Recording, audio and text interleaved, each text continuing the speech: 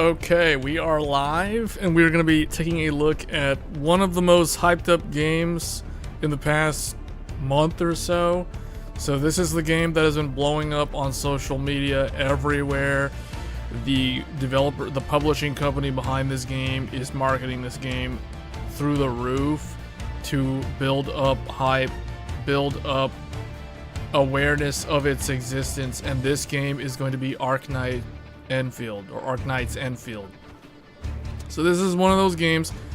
This is the official release day of this game that has been in, like, there was 2 closed beta tests. We're taking a look at it for the first time here. I've never played this. I was not in the beta test or anything like that, so I'm going in completely blind.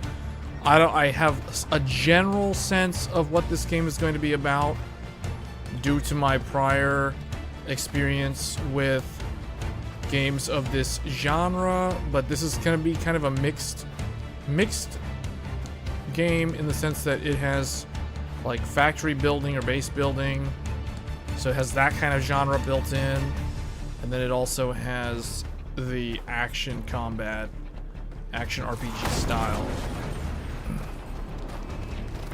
So right off the bat, I could tell this game has some high production values.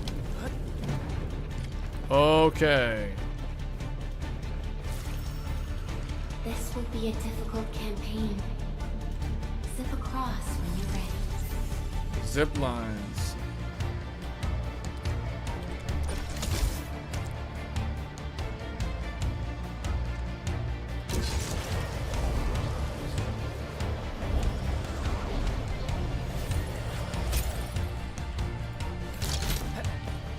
It's kind of like Death Stranding right there. Oh, here we go. They're going in. They're going in fast. Basic attack. All right.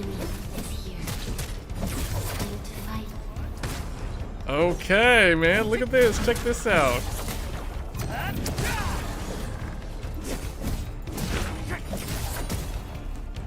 Can I, like, dodge just at the right time? Take this. Press shift or right click to dodge enemy attacks. Dodging does not interrupt basic attack sequences, but costs stamina. Oh yeah, this is what I was thinking. Is there a perfect dodge? At the precise moment. Angloid. The most alien life that never tires. For over 100 years, we resisted their ruin and devastation.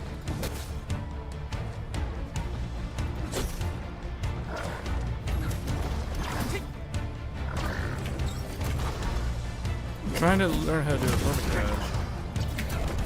Oh yeah, okay, that's how you do it. Man, you really have to wait until the last second. Oh yeah, okay. It's almost like the dodging in Black Myth Wukong. Actually, there's another game that I played last year that has a similar dodge. And was it last year or was it 2024? There was a game that I played that makes me think of, well, this game makes me think of that game. It was called Wuthering Waves.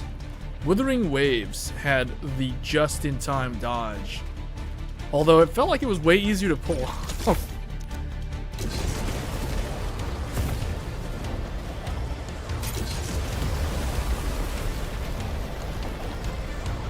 They're gonna have to get Sam Bridges to fix up these monorail lines. Is that a sword in the ground?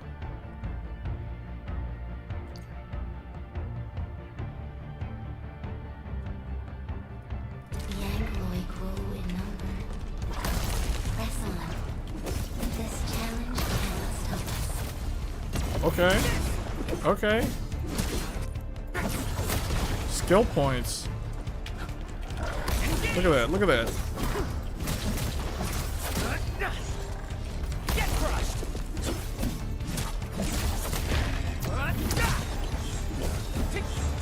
Somebody was saying that the females' attack animations are faster than the males. I don't know if that equates to any significant difference, though.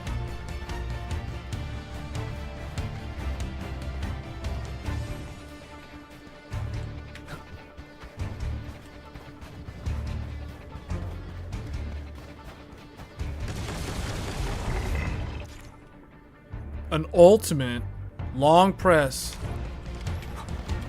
No second chance. Okay.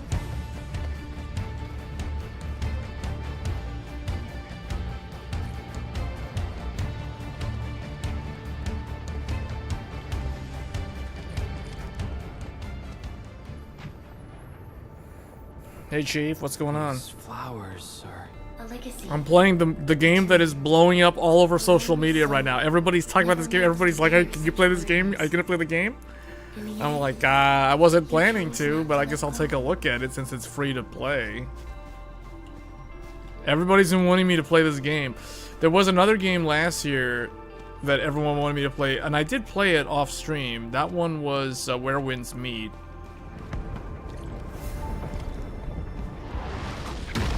I feel like this game has more universal appeal than that game, though.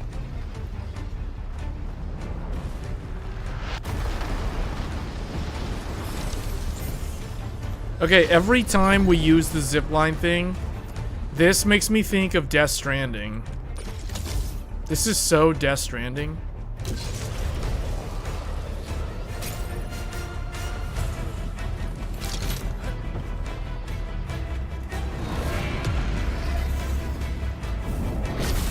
The tutorial makes me think of New World, the MMO from Amazon Game Studios. Wait, what? There's turrets. Wait, what? This is my true weapon? Oh, do I even need to do anything? Those are pretty strong. I guess I can just run past them. Yeah, I was just summoning giant turrets. Those are like Zergling from StarCraft.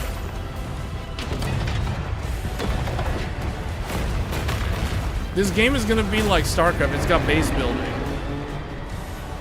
Life always fights back. It is our nature and our fate. Keep pace with the past. And be reborn. Is she supposed to be the past master from SWAT Cats?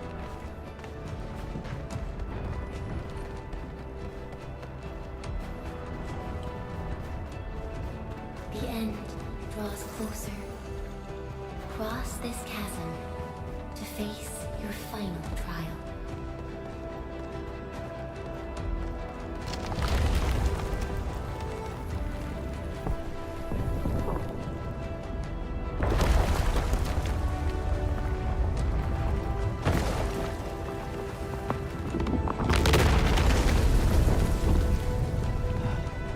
Even you have decided to help me.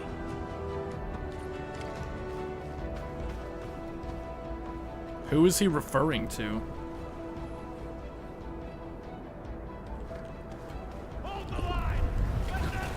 They're trying to hold the line. What is it? We're going to the dragon's area or something. Walk upon the hero's arm. Oh, the hero. Old hero. Is this part of the Ark the Lad? No, this has nothing to do with Ark the Lad.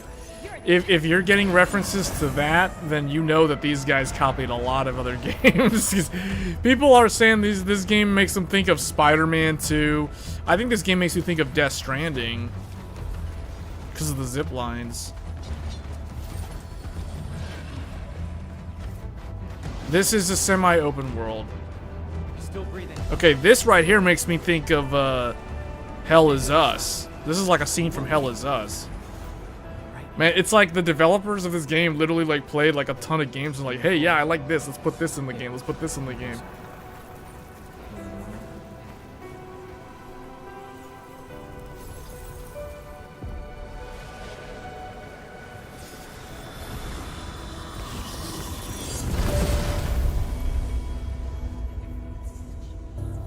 This game is completely free to play, and it is. I should probably have included a link to the game, but so there are a couple of ways to get the game. You can either get the game on PlayStation, although I don't recommend that, even if you have PlayStation. because you can link, so you can get the game for PC, you can get the game for mobile, and if you're gonna get the game on PC, it's available from the website as a direct download, which is how I always get these type of games. And then the alternative is Epic Games Store. Those are the two choices. I don't know if this game is available on... it might be available on Steam, now that I think about it. Let me see if it is. I don't actually know. I don't even have Steam open on this computer. Hold on. But the game is totally free to play. It's a 100% free to play game. So I figured everyone was wanting me to play it, man. Because the last time we streamed Trails, people were more interested in my tangent about the PS3. Arknights Endfield. Looks like it is not available on Steam. Okay, so the only way to get this game on PC is either from the direct download, which is the way I recommend.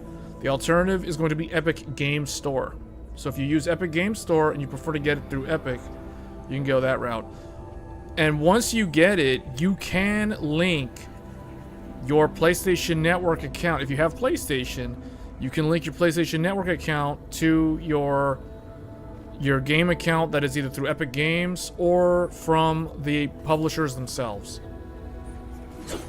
Alternatively, you can get the game for your PlayStation. Just go to PlayStation Network, download the game, install it on the PS5, and then you can, from there, I believe, you can then get the game on other platforms, and it's basically forked from your PlayStation account. So you can do it that way, although I'm not 100% familiar with how to do that.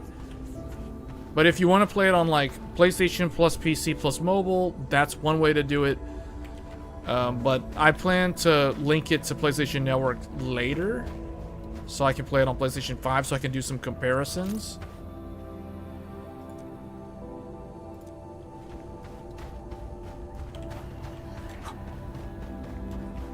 Considering I have the PlayStation 5 literally right here. It says, oh wait, what is this? Is this the endpoint? What is this? Epitaph. The cosmos held by her lips is untouched by time. Beyond portals guarded by the deathly kind, she continues to wait, and bide.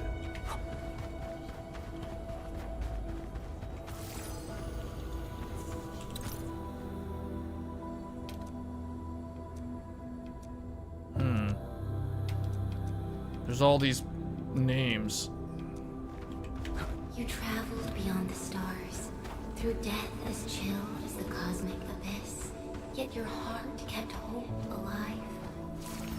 For our sake, and for the days to come, you sacrificed yourself. This game has very high production values. Truth be told, I've always wished that you would find the answer. I think it's like 100% voiced. And find your true self.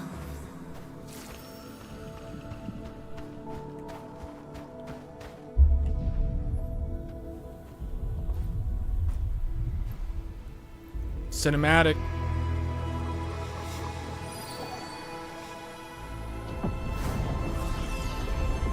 That watch is not a Rolex, and that's definitely not a DDR5 memory stick.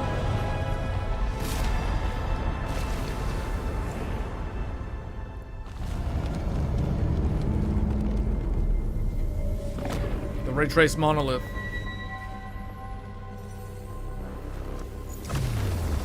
Very artistic.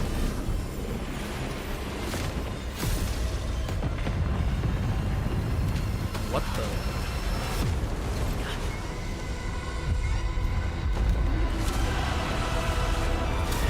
Oh man, this is like the Heartless from the Kingdom Hearts tutorial boss.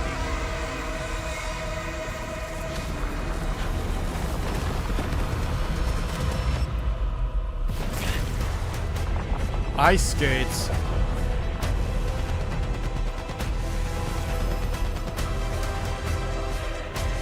What's she gonna do? She's a ghost. Ghosts can't harm those sort of things. Wait, what? Wait, what? Huh? Huh? We got summoned? We got people? Don't get hit. Oh, careful, don't get hit. Okay, I dodge. Okay. What are we supposed to do? Where do we go? Hold on, I'm gonna follow her. Oh, whoa. Oh, this is like Atlas, man. This is Atlas. Oh, yeah. Oh, yeah. Do your moves. Do your moves. Do your moves. Oh, I like how I can issue control orders for the party members.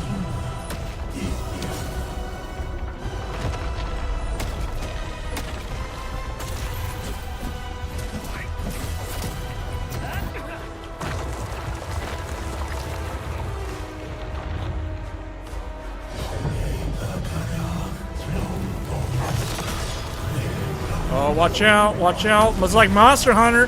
This is like Monster Hunter, watch out. Omega beams, Omega beams. That Omega training comes in handy, man. The training against Omega is making this way easier.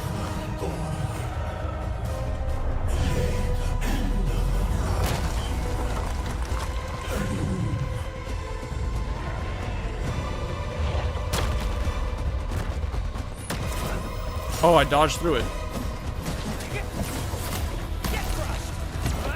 Oh. Do some moves, do some moves. Do some moves, do some moves.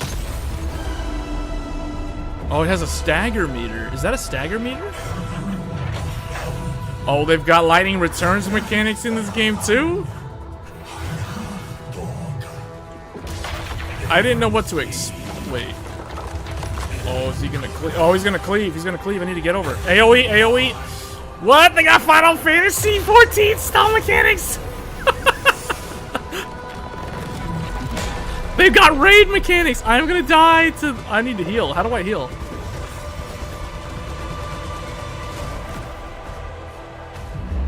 Can someone heal? Just follow the group. Follow the group.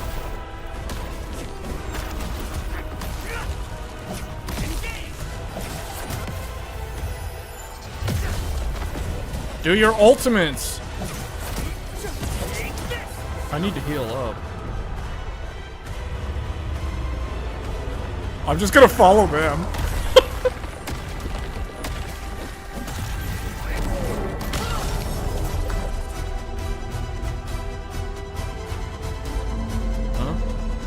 Huh? Unleash your full attack.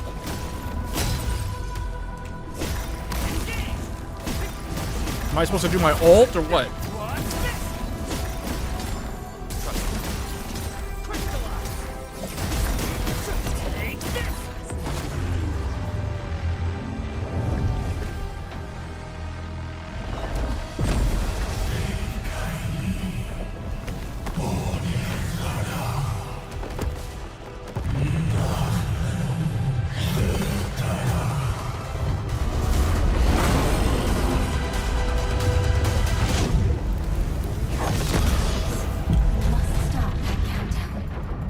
Oh, this is ad phase, ad phase. Ad phase.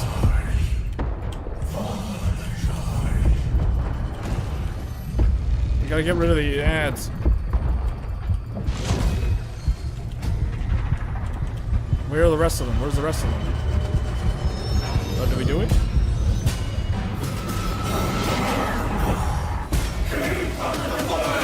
This, you know what this reminds me of? Grand Blue Fantasy Relink. Forget our promise. This is like a free-to-play Grand Blue Fantasy Relink.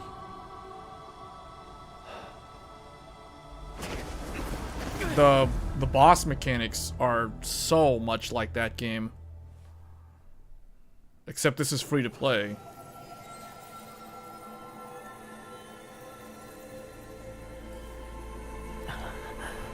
Yeah, this is definitely worth checking out, man. Like this is pretty good. I'm not gonna lie, I did not know what to expect.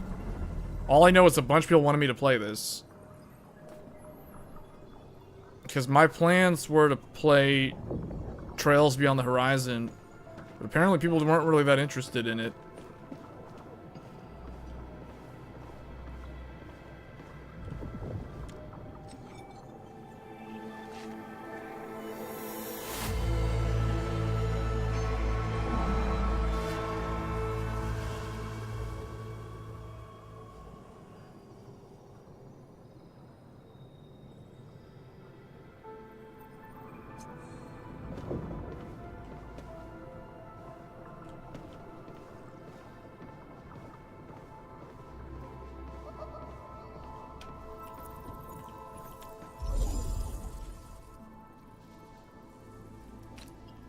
drag and place the starting point in the facility.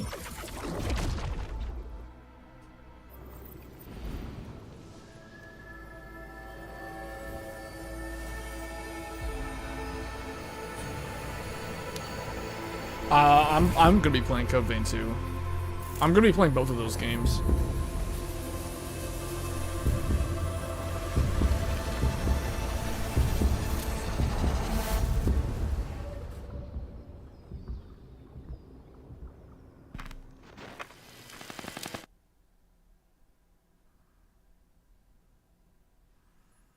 This game seems like it has higher production values than both of those games, though. Who you are.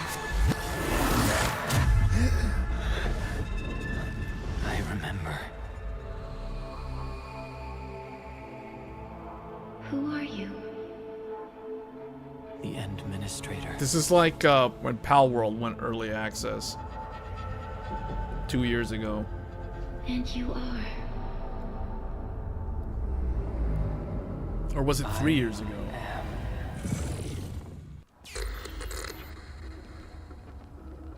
Oh, hold on a second. Does this character, does the male character of this game have a default name? I typically, for these type of games, I typically want to choose their canon name for the story reasons. Hold on, so Arknights Endfield's main character name? Do they have names? Typically they give them names. Like Ether is the name of the male character in Genshin.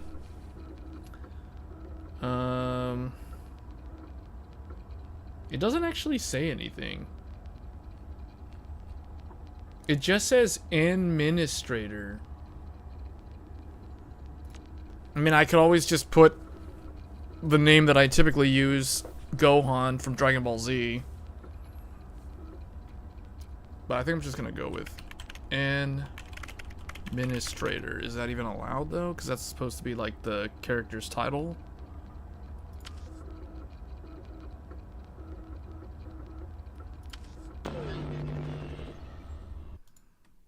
We'll just go with the generic default name.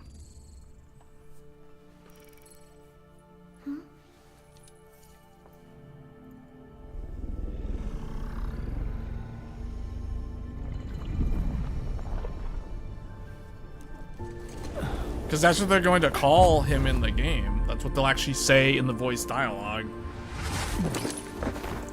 Administrator. See? Endman. It's alright. The Endman's just a little weak.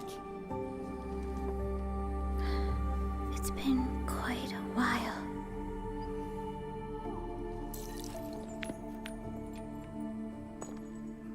There's that AI chip from earlier. Hey, Mark. Who here is going to play this game? And if not, are you going to play Code Vein 2?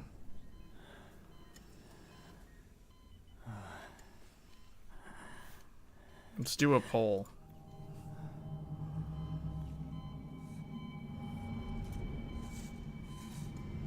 I'm just going to do a poll. You're awake, Endman. Which game?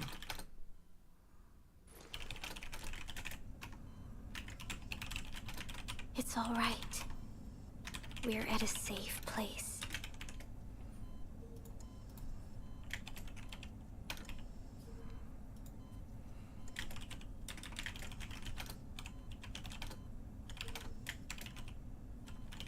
Okay, here's the poll for today.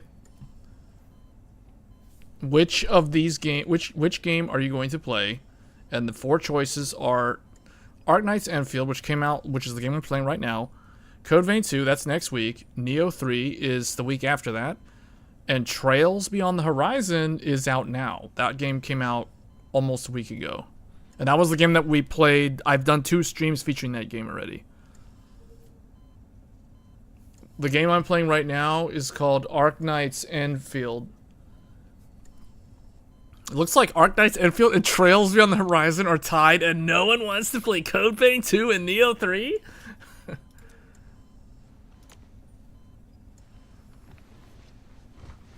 Where am I? This is the OMV Dijong, the base of Enfield Industries, and our home. Dijong. Enfield Industries? Dijong. Take a deep breath.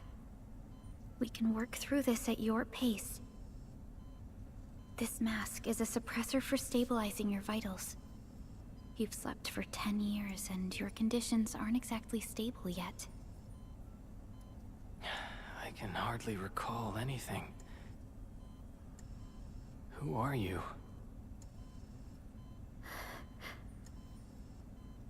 Oh, it's the typical My name is amnesia. Perlica. Amnesia. I'm the supervisor of Enfield Industries. While you get reacquainted with this place, I will also be in charge of your well-being. You might not remember this either, but you've always been the leader of Enfield Industries. You are the paragon and most important companion of every Enfielder. Well, none, you just don't vote. My mind's completely blank.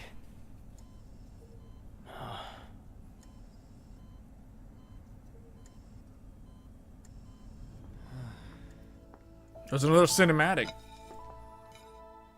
It's a peeled apple. But for someone like you, this fresh new beginning. The details, man, very artistic. In any case, welcome home, Administrator.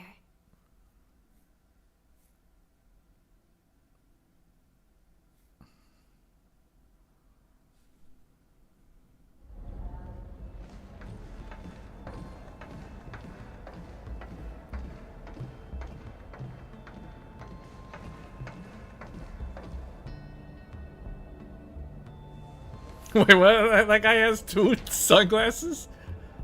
Physical Wait, what? examinations are complete. We can now take you on a tour. He's like... his sunglasses under... His sunglasses. This is our HQ. She is the pinnacle of human science. Man, and this is technology. giving me, Starfield vibes. This is like Starfield. Vessel, Dijong.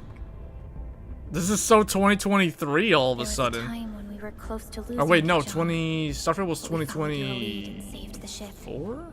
No, it was Dijong 2023, survived wasn't the it? day.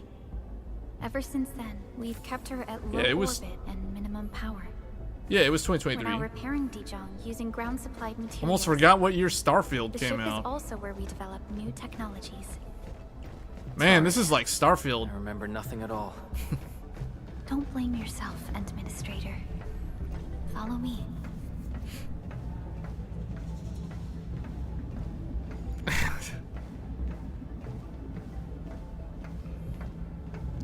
Well, the starting right now where you end up in a spaceship, it's like Star Rail and Starfield.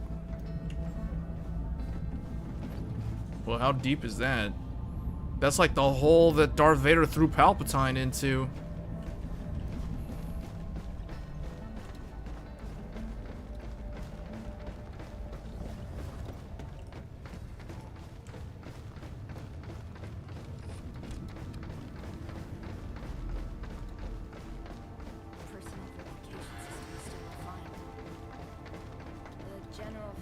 Man, okay. 70 people, 75% are Arkfield right now. Or Enfield.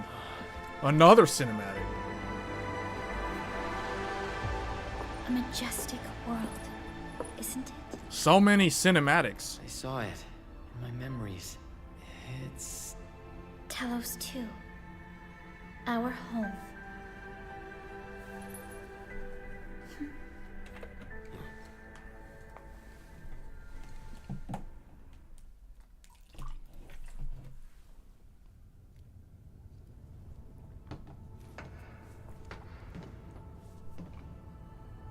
Everyone calls Talos 2 a planet. But truth be told, it's actually the second moon of the planet named Talos. Talos. Much about Talos 2 remains a mystery to us. We're also facing enemies that once threatened. Isn't our Talos like a entire planet with civilization. just nothing but robots? But since you're here, I believe that Enfield is capable of overcoming these challenges.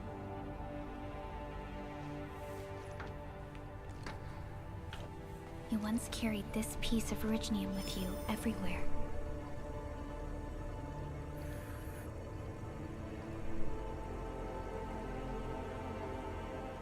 Every Specialist Tech Division operator carries a piece of proto-rig. The mineral helps teleprotocol triangulation. This is your very own proto-rig, and it carries secrets only privy to you. Kojima would be proud. Responding to my call. And it seems to know me really well. This doesn't give me Kojima game vibes though.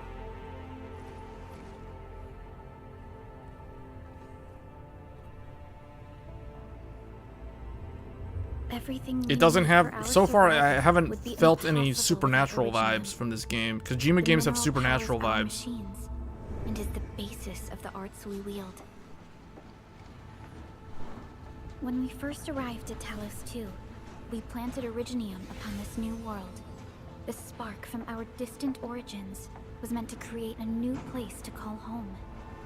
But war destroyed our first landing. Though we achieved victory, we paid a bloody toll. It looks like they were fighting the Battered Zerg and when they arrived. To revive our civilization, you led Enfield and developed the proto-rig technology, as well as its ultimate evolution, the Protocol Automation Core. The fruits of our labor. Yes. Our plan is to deploy automation cores throughout the civilization band. They're gonna automate This will everything boost our industrial throughout the capacity civilization and fulfill its special mission. and achieve AI, sovereign AI. Special mission. Yeah, it's sovereign AI. The special mission is sovereign AI. Reboot of life. Oh, she calls it reboot of life. Oh, they're gonna reboot life. Oh, interesting. That's a new one. Someone very important commissioned us with the Zeroth Directive. Your awakening, as well as the mission and plan I mentioned, are a part of it. Zeroth Director. For a second, I thought that meant Zeromus. Zeromus from, So, who commissioned it? wasn't it the administrator himself? You did. Yeah, I knew. See, I knew it. I knew it. Oh, was that the prologue? If that was the prologue, that was a quick prologue, man. The Trails prologue was like 3 hours. We got a situation. Is the administrator by your side? This one was like 30 minutes. Yes, the Endman is with me. What's happening, Fiona? We got a max level alert. Our planned landing zone. No, the entirety of Valley 4 is in danger.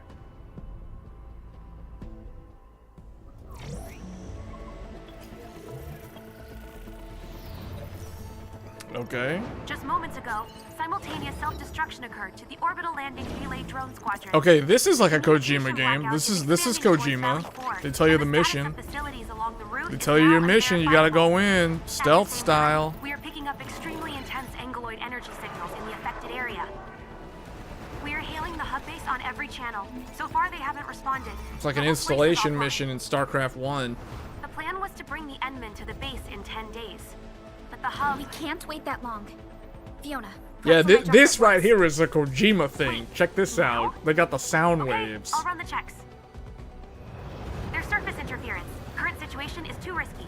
Unguided emergency drops might deviate. We'll drop you to the area near the base, out of concern for safety. Yeah, this is Restrictions like on Metal Alpha Gear Hub Solid base. right In now. accordance with the contingency plan, they will take control of the scene as critical events happen. Fiona, keep hailing the hub base, regardless of whether we've received any response from them. Inform them that I'm coming soon. Also, tell Operator Chen to rendezvous with me there. Roger, we're prepping your drop. This game runs great at 4K. Initiating alignment. Target, Valley 4. All systems green for landing.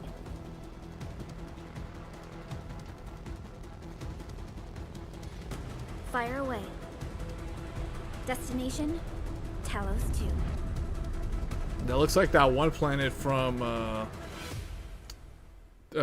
Tales of Arise.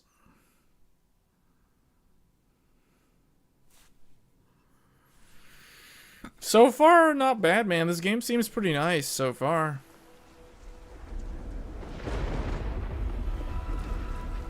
Need a progress update, Fiona. I'm still trying to reestablish contact. Wait, Oh, we got some. This is so Death Stranding. watch out! Anchors. Hold on tight, Enfield.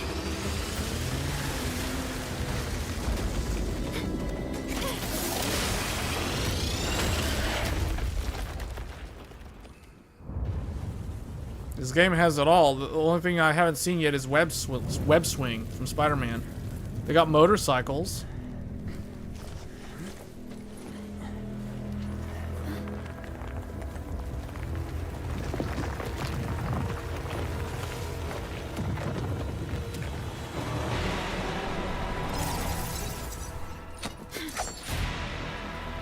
Stay close to me, Administrator. Team combat. Okay. Wait, fighting as a team allows the casting of teammates' moves. Okay.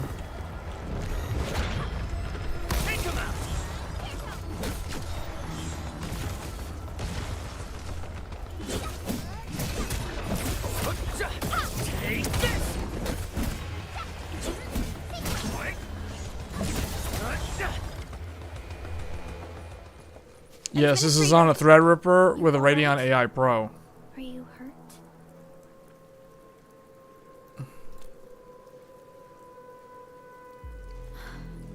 I'm okay.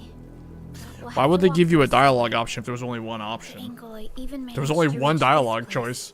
Why even give me a The choice? situation in the field is far It's like, are you okay? And then it's like, I'm fine. Okay. Seems like a warm welcome from the Talos 2. I actually hoped for a gentler reception than this.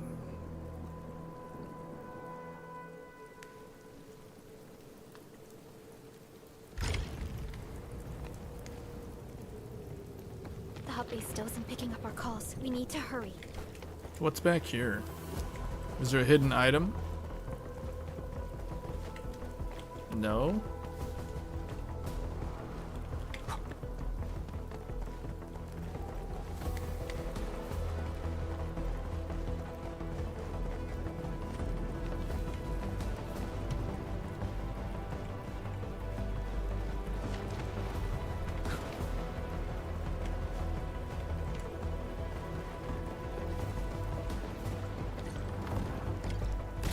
This Anglos looks dangerous. We need to be cautious. We can focus our attacks to bring down its defenses.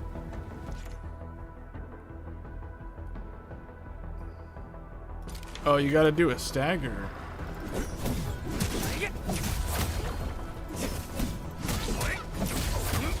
Okay, you're gonna do stagger. Oh, okay. I wasn't doing it until then. So they've got staggering in this game. This is very interesting. Staggering is a concept that the first game that I played that introduced the concept of staggering was Final Fantasy 13 back in 2010. Sekiro also had the staggering as an actual visual game mechanic, but they function the same way. Yeah, they cannot move, they take more damage. Actually, now that I think about it, Xenosaga Episode 2 on the PS2 back in like 2004 or maybe 2005. Either way, that was when staggering was a thing. I'm sure other games too, back in the PS2 era, maybe even PS1, had this idea. They can't move, they take more damage. When an enemy becomes staggered, press the attack button to perform a finisher that deals massive damage. Administrator, let's use the Okay, same that was the tactics to take down finisher. remaining enemies. Oh yeah. Oh wait, oh. Wait, how do I do, can I do her special? Oh, that's how she does? Okay. Wait, her move set might actually be better than his. Seems like it's easier to stagger them with her move set.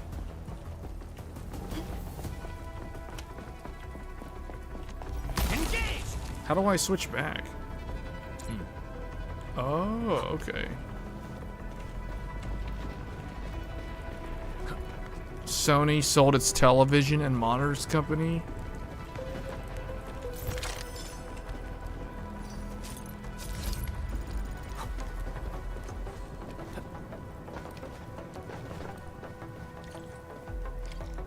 This rope looks sturdy. Some of the survivors probably left it here. I don't think they want to be in that business anymore. Hello? Hello? Dr. Chen isn't picking up the call. Forget it. Let's just get ourselves out of here. Maybe we should use this rope. But it's... I don't know why they would sell that off though, because Sony is known as a hardware company. They're mostly a hardware company, hardware and services company.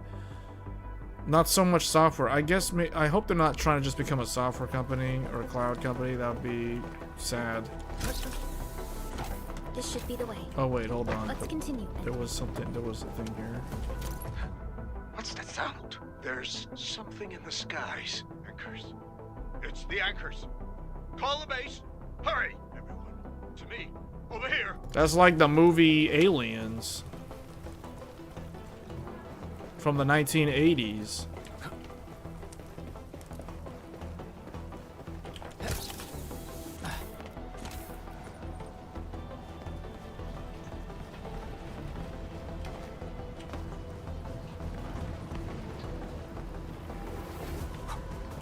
That is sad that they're selling their TV brand, their TV and monitors.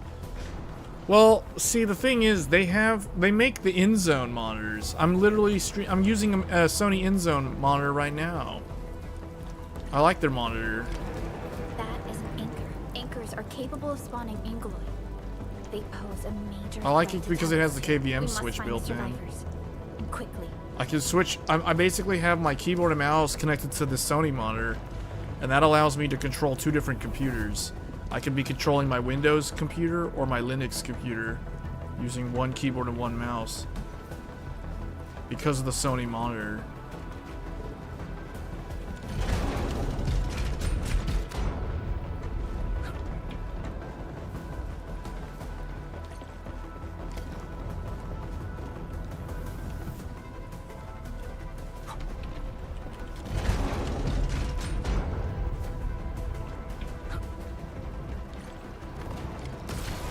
Break through here ASAP. Time to adopt team combat tactics. Team combat? Try using a team combo. Every operator has a combo skill. Casting combo skills does not consume skill points, but the casting criteria must be met. Combo skills will enter a cooldown period after casting. Final strike is the last basic attack sequence. Hit enemies with final strike to trigger probably his combo skill. I noticed there is a lot of emphasis on the last hit. It's like, did these guys grow up playing Dota or something? Like, what's up with the last hit being the one that counts? Like, that hit right there is the most important one. It's like Tag Assault in Tekken Tag 2. You hold down the button and then he does bam, and then it's like bam, Tag Assault. This is like Tag Assault, man. Dude, this game rewards people who played a lot of different genres of games. That's the sort of vibe that I'm getting. Like, if you remember how to play a bunch of these other games from the past, They're so severe. this game is like a mishmash of all these other games. And you can even sit down. Look at that. You can even sit down. She sits down also. Oh no, there's people. There's injured people. Someone needs to call an ambulance. They sold it a while back, Blu-ray players 2 years ago, so did everyone else. Well, I know optical media has been in decline for many, many years. That's why people have We been must act now. talking about the gaming industry going all cloud. Cloud gaming is going to take over digital gaming. Digital gaming replaced physical media gaming, and then cloud gaming will replace digital gaming. Get to cover! We need to fall back and regroup! Lead them to us. I mean, Jeff Bezos said that he would rather the gamers rent compute space from the AWS cloud as opposed to having their own custom-built computers. I mean, that's like on record. Click the middle mouse button to lock onto the target. After locking onto the target, roll the mouse wheel to switch lock. After locking, click this again to cancel. So they're using the middle click button on a mouse.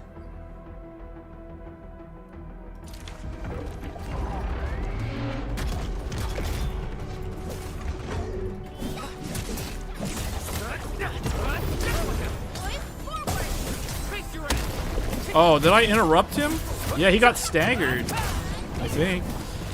But his stagger meter's not at 100% though.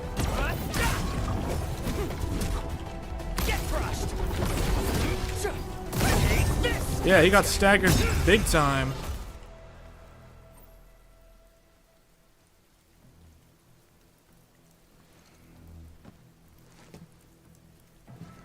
Supervisor Perlica, you arrived at just the right time.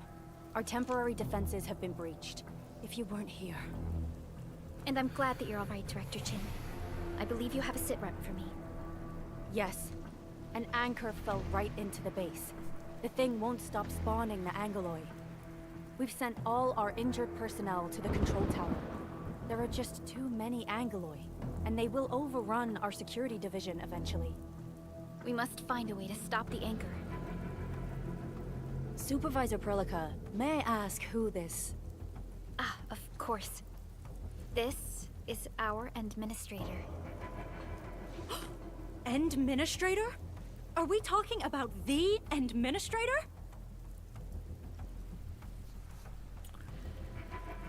I wonder how do people talk about me? Just curious. Apologies. Many operators in Valley 4 have never seen you before, Endman. News of your awakening gave rise to plenty of gossip and rumors. When we received the message from Dijon, the entire crew tried to plan a welcoming ceremony. But just a few days later, we were suddenly attacked. I didn't expect you to arrive here in the midst of the battle. We're here to help, Director Chen. Do we have any news about the missing personnel? How many of our people are outside the base? It's hard to say. The Angoloi just kept attacking. Security Division can only maintain a limited security perimeter. People here are in danger. I suggest we delay our earlier arrangements, Administrator.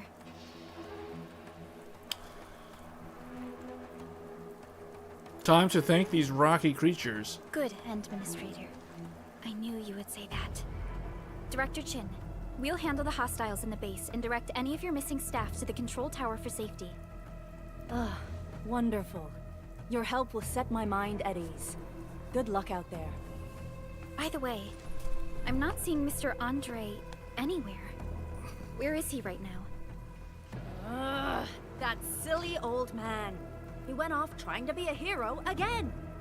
That fool never stops treating his projects with far more respect than his own feathery hide. Anyway, if you see that old fool, tie him up and haul him back to the control tower. This might be the only safe place left in the base. We'll find him. Oh yeah, remember in the Kojima mission overview, they showed two NPC, they showed two portraits. One was hers, the other one was the other guy.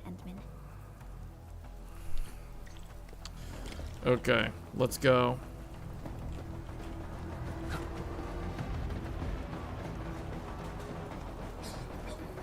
The stabilizing core of the anchor is its weakness. Take that out, and the entire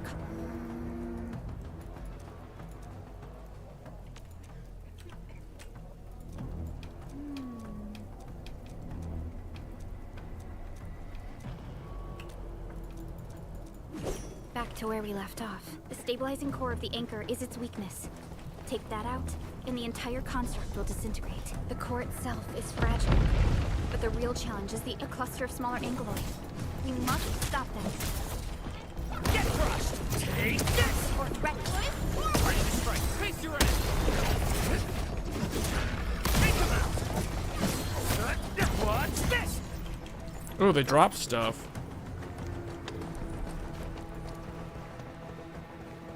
Stay strong, people! We're winning! 2 more! Stay in the fight!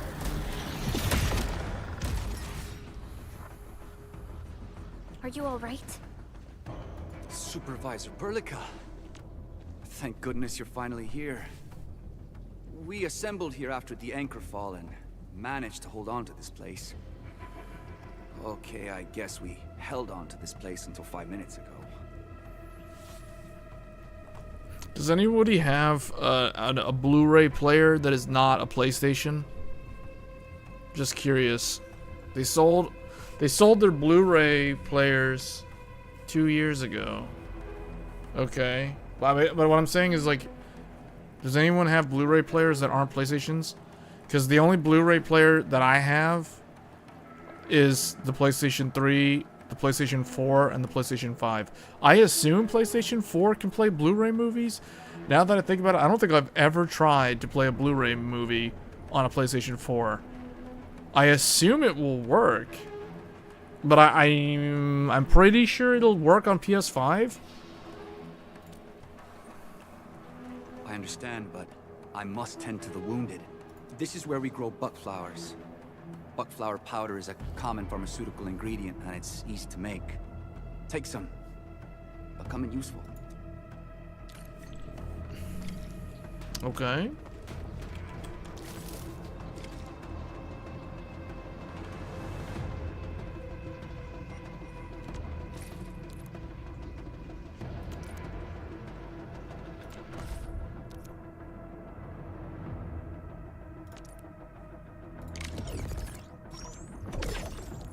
What is this? Is this a healing item?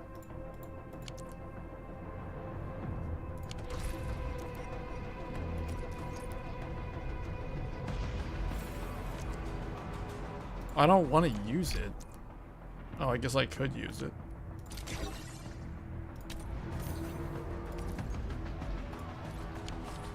This will give me a peace of mind. I'll stay here and care for the injured for now, and then join up with Director Chen when we can start. You can play moving. 4K Ultra HD Blu-rays on PS5.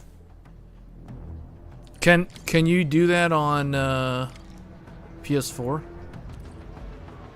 I guess not. Maybe PS4 Pro. Because wasn't PS4 Pro when they started marketing 4K playback of content? I don't consider PS4 Pro a 4K console, but maybe for Blu-ray.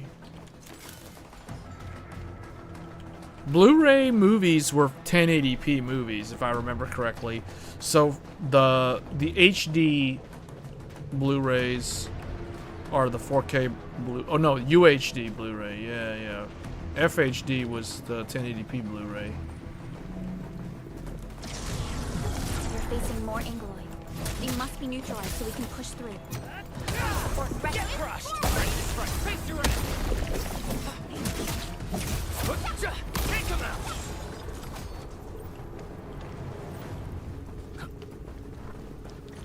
I'll try not to go off on a tangent talking about PS3 again. Because I remember I was talking about PS3. I got off on a tangent on the last live stream that ended up just completely canceling out anything about the game.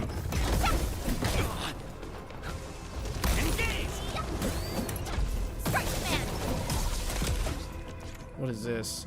Art's Burst Electric. To an enemy with electric infusion. This is a type of arts infusion. Up to 4 stacks can be applied, and stacking triggers electric burst.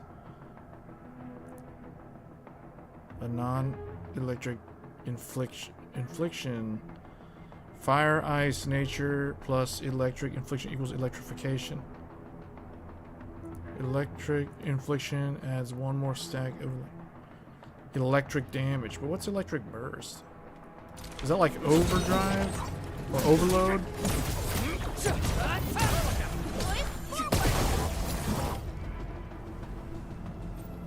Many people still prefer discs to streaming. Yes, yeah. This is the anchor, but its core is not here. Same reason why rendering the game on a physical computer versus streaming a game from the cloud results in better quality when you're running the actual game. You're actually doing the rendering on the computer. No. All active anchors give off that light.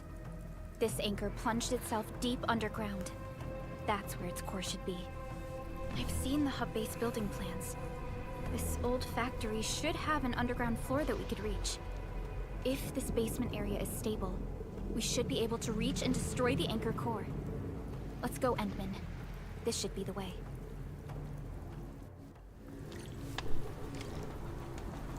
Oh wait, this is the thing. Can I just go down to the bottom?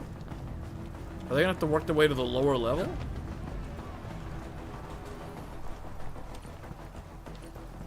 What if we go this way? Our security division is fighting hard to keep the threat at bay. You can't go off We the must beaten hurry. path. Landbreakers? What are they doing here? What are these things?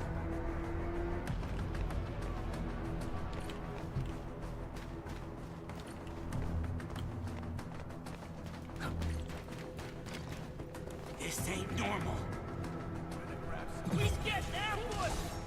She just starts attacking them. Okay.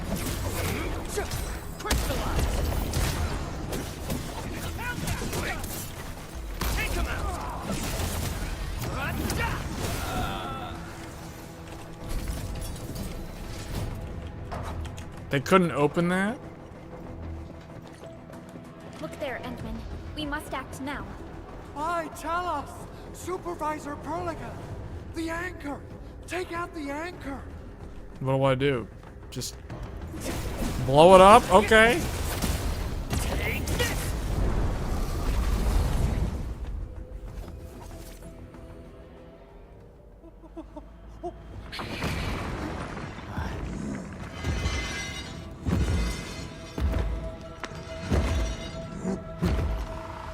This guy thinks he's like Bane from Arkham Asylum or something? Oh, he's doing a charge skill.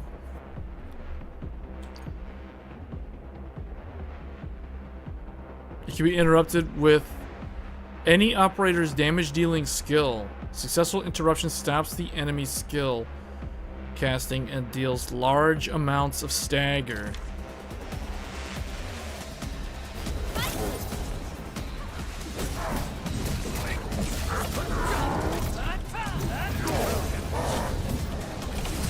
Oh wait, she's getting grabbed. I can't. There we go. Electrified.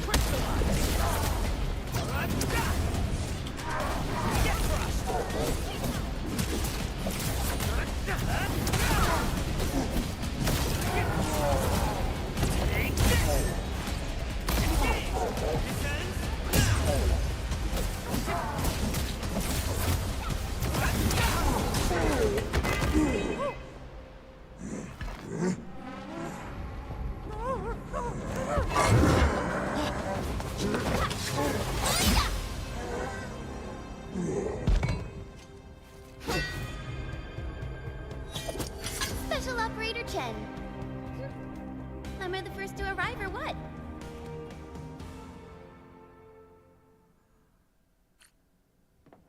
Nicely done, Endman. And thank goodness you arrived on time, Chen. Awesome, right? What do you think of that move? Oh. It was wonderful. Very impressive. Like a samurai. I'll show you an even deadlier killer move next time. A single swing will take anything out, guaranteed. Administrator, I'm Chen, or Chen for short. If you got a problem you need trimming, my blade is yours to command. Okay. Oh, Perlica also told me about you. Every time she mentions the Endmen, she just goes on and on and on. We should check on Mr. Andre.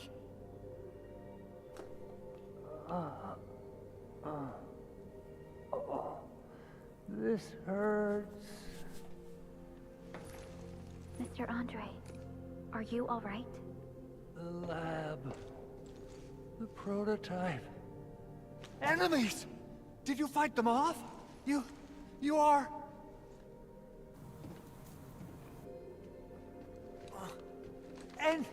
Endman! You're really back! I thought you'd be here 10 days later. You're not hurt, are you? And what's with the mask? Never mind that. Thank goodness you're back. Endman, it's been 10 years. We finally did it. We cracked the project you left behind. Puccini and Popov can finally rest in peace. During their final moments, they lamented that they couldn't deliver this solution into your hands. Endman, this is Mr. Andre, our resident Enfield technical expert at this site. He is also the chief engineer of the automated industry. Oh, this is the technical person. What's They got with the technical formal person. intro, Supervisor Perlica? Wait, did Endman really forget? My memory loss is a very real thing. This isn't fair. Why? Why does suffering always happen to... No. We should set aside the details for later. Now, Mr. Andre, why did you risk your safety to rush to this place? That's because I saw the anchor crashing into the old factory. So I rushed over here to check if the prototype was all right. Look, here it is. Is this the contraption you were protecting? It looks really expensive. You must have spent quite a bit of time on it. It would be unfair to say that this is my work. A friend of mine left this prototype to me. I'm very grateful that you came here and saved it. Now that the anchor has been taken out, there shouldn't be any more Angaloi around. We should quickly get our base back up and running. Leave it to us.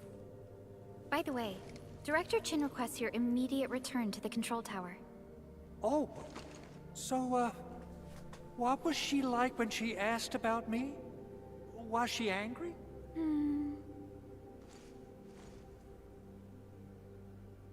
Oh, dear. I'm finished. This is an all-channel broadcast. I repeat, this is an all-channel broadcast. All security division combatants are to assemble at the base entrance ASAP. I repeat, assemble at the base entrance ASAP. Over. I believe Director Chen needs help at her place. Go and assemble. I'll be with you shortly once I'm done checking the machines. Chen will keep Mr. Andre safe. Let's go and support Director Chen. Okay. Let's go. Those landbreakers. Were they here to loot our base amidst the chaos? But showing up right after the anchor fall? That's too much of a coincidence. Things could be more complex than we thought.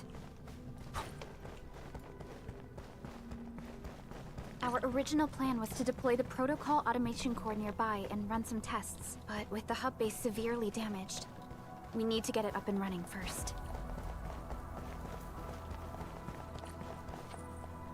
Oh wait, does this loop back to where we were?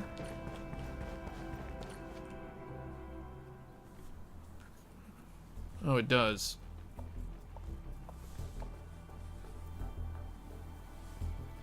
What's going on, Director Chen?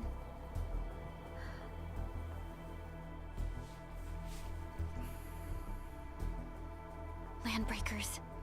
And so many of them. This isn't the worst of it. Look over there.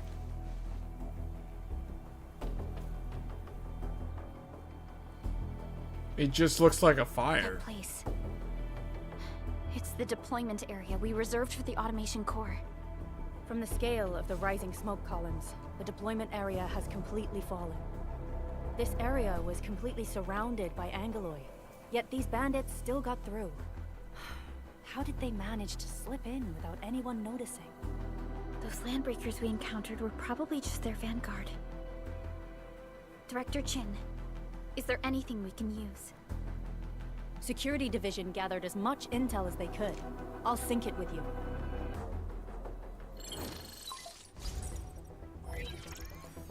We have yet to recover from the anchor fall.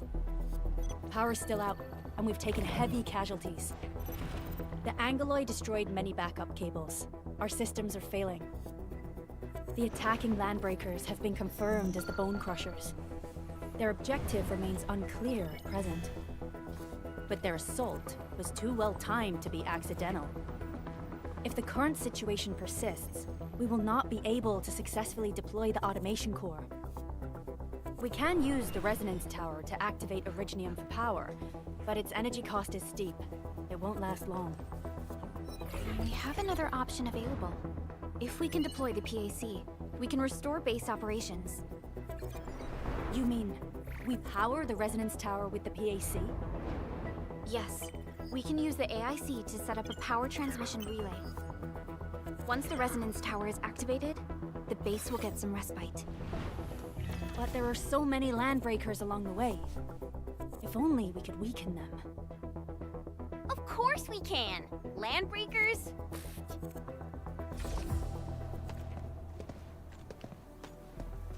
You got a team of pros, Director Chen.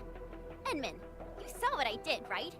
I know tons about fighting these scummy LBs.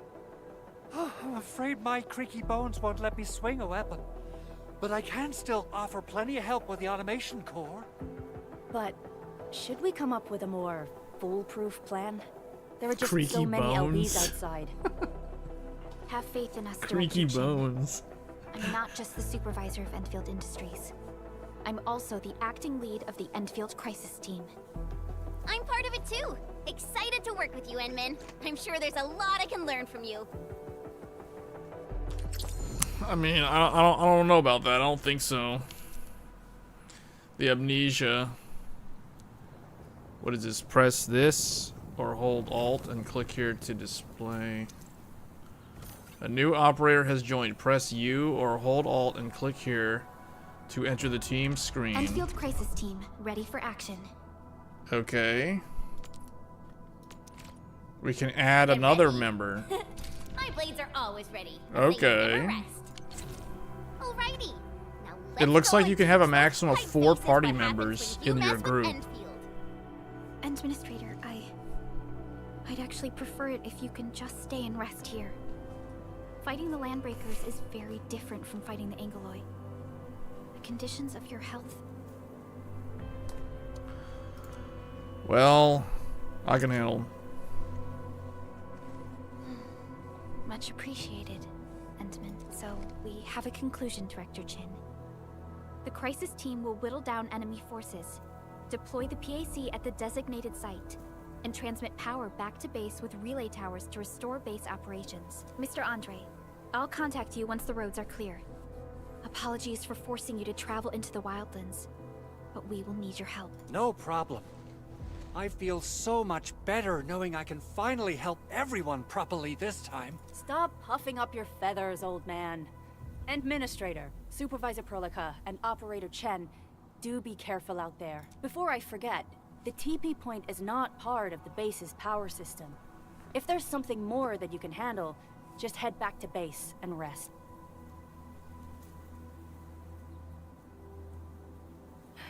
We're counting on you. Endman, let's first activate the teleprotocol point. TP points will let the team move around faster, and...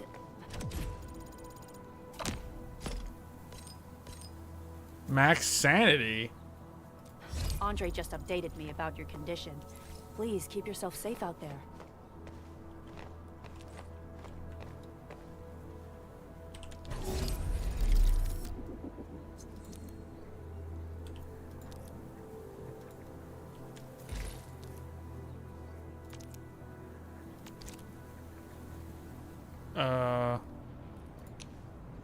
Okay.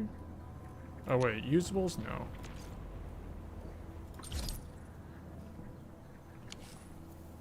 Actually, shouldn't I craft stuff?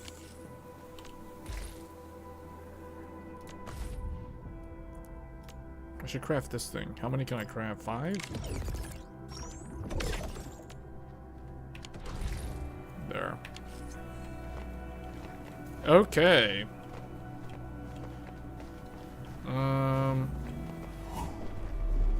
Rest. That heals everybody. Manage this thing. Okay.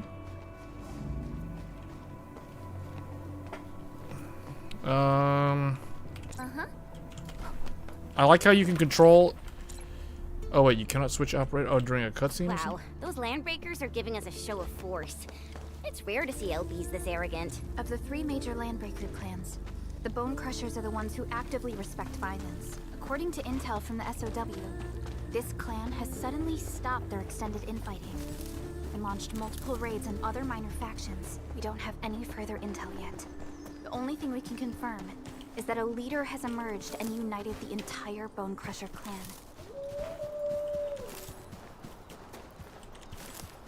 Something ain't right. Let's do this together. Last time I brand Oh, you can switch that easily?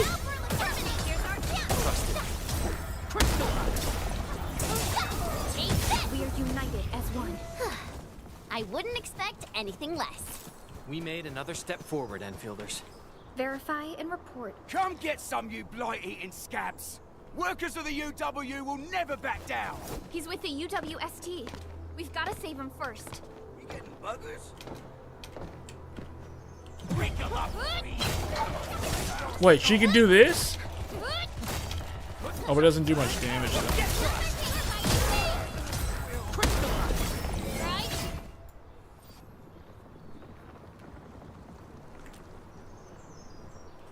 You know, nobody voted for Code Vein 2 or Neo 3, but a lot of people voted for this game. I saw that anchor fall right into your base. I was just thinking about helping you out. Really? No. Some people voted Trails Beyond the Horizon, but nobody voted for Code Vein 2.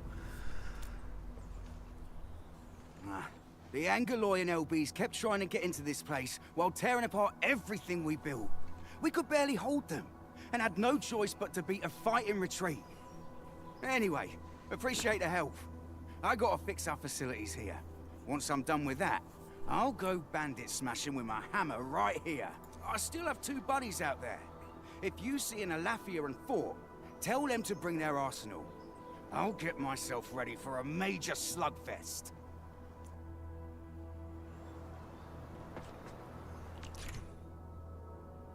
Oh, you can do a launcher. Skills with the lift effect. First, make the enemy vulnerable. Hitting an enemy for the first time with a skill with physical status applies vulnerability instead of the actual physical status. A vulnerable enemy can be lifted and knocked down to add more vulnerability stacks. Up to 4 hitting a vulnerable enemy with a crush or breach will consume... What is crush? Then consume all vulnerability stacks, deal massive physical damage.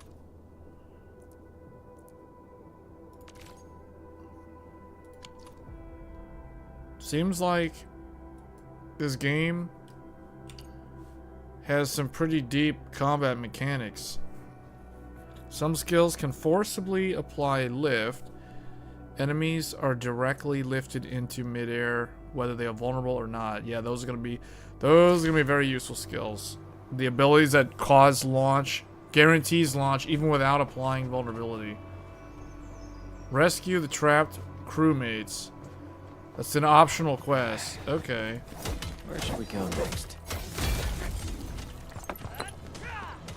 Oh, I like how they're also, like, I like how the NPC, the AI just starts looting the stuff also.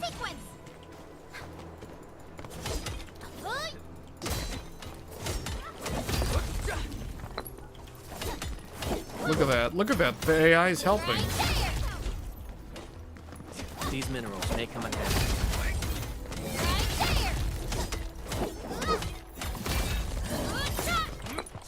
Look at all these minerals.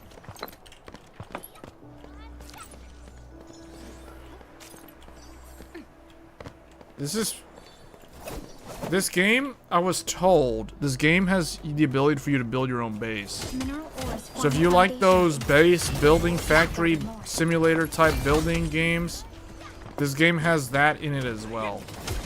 These minerals make And it's supposedly it's a very important part of the game. What does that thumbs up mean?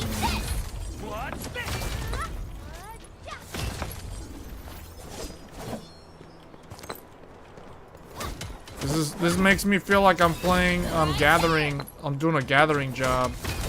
Like I'm just gathering stuff. Like mining in WoW. This is like mining in WoW. Except you just hit the ores with your sword. You don't have to waste time like using a pick. We should gather more. Man, look at that. They're just gonna sit here and just mine. Look at mine all the materials. These minerals may come in handy. Just get all the minerals. Minerals. Rare earth minerals. Fantastic.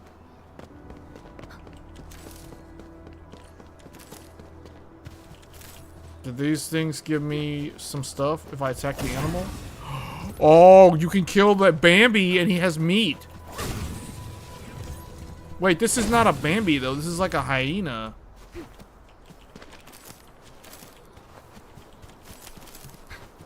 Mineral ores form the foundation of industry. Man, this game is good, man. This game, like, I can't stop collecting minerals. Such good gameplay. Wait, is this really big one? Can I break the big one? There's more. Can I get the really big crystal? Oh, no, that's too big. Okay.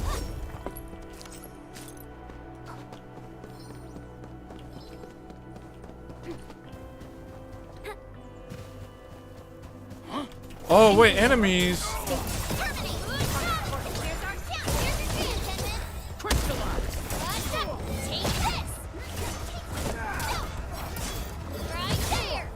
Wait, she has the ability to inflict vulnerable stacks, right?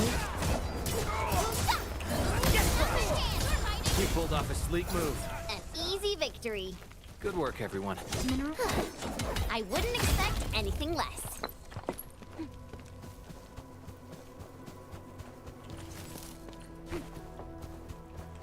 I just keep wanting to collect all the minerals. engaging. Stay safe, team. I'm with you. Do we have to fight these guys though, or can we just run past them?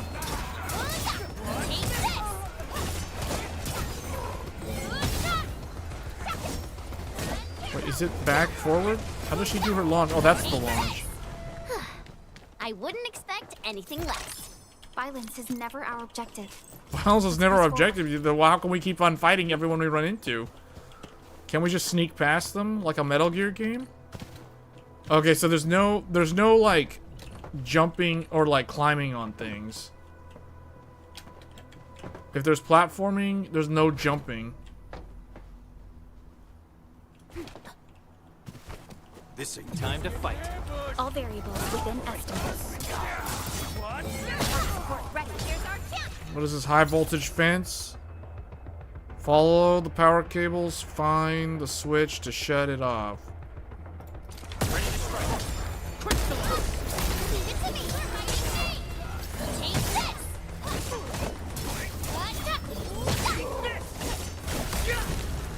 Good work, everyone.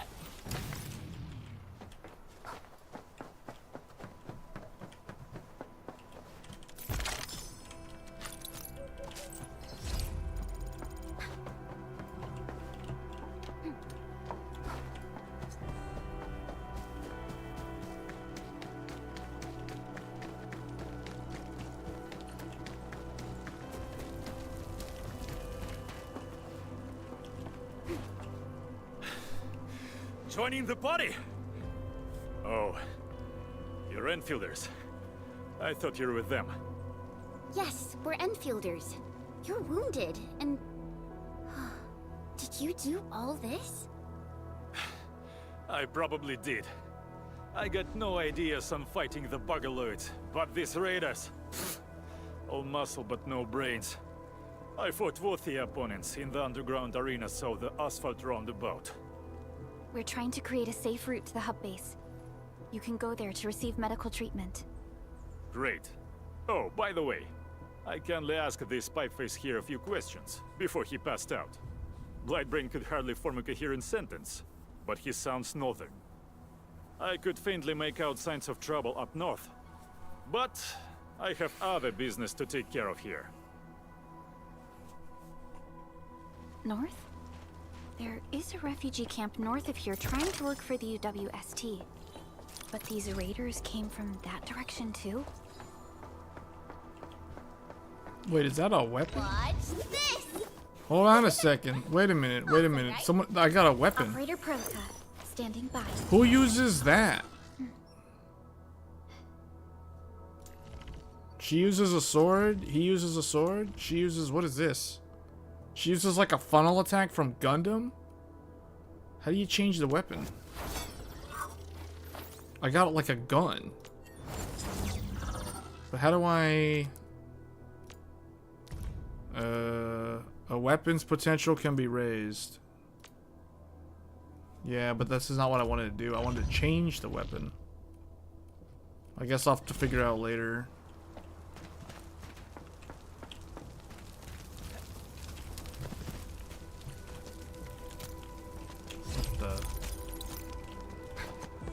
Only by walking upon the land can we truly appreciate every breath and pulse of life. Begin And buggers. this, A blade of sheath, it's like unleashed! all variables within us. Push forward!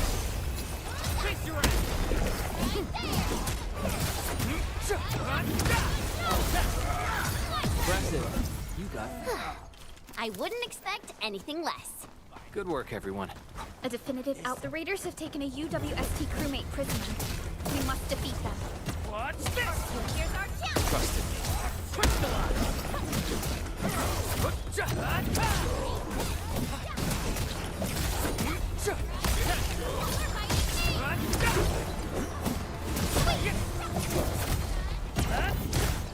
Thank you so much.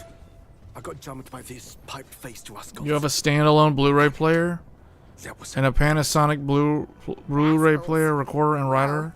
Landbreakers can be rather dangerous to the ordinary folk. Your old Blu-ray players only play regular DVD and CD. You look like Enfielders. Wait, no, your old Blu-ray players only play DVD and CD. Well, then they're not Blu-ray players if they can't play Blu-ray. However, we also You mean had they to fight can't? off an You mean they're not like unexpected rewrite? Landbreaker raid. They're not writers. They're We're out only here to readers. solve the issue. Solve the issue?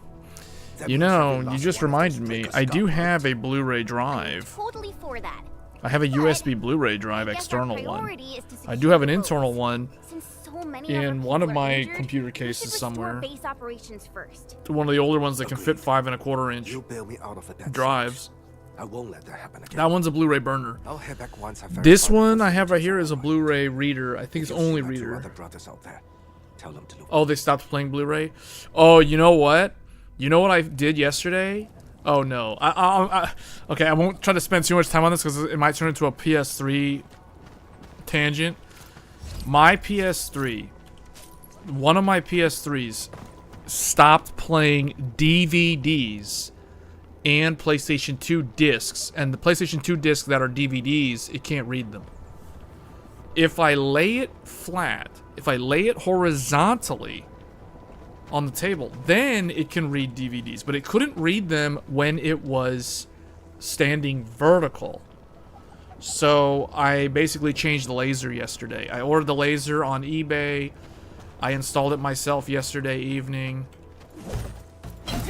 And yeah, that's what I did. So I fixed it. But the reason why yours, yeah, that's why yours can't play a Blu-ray. Sometimes the laser loses the ability to read the certain wavelengths. Because Blu-ray is, I forgot what it is. It's a blue laser.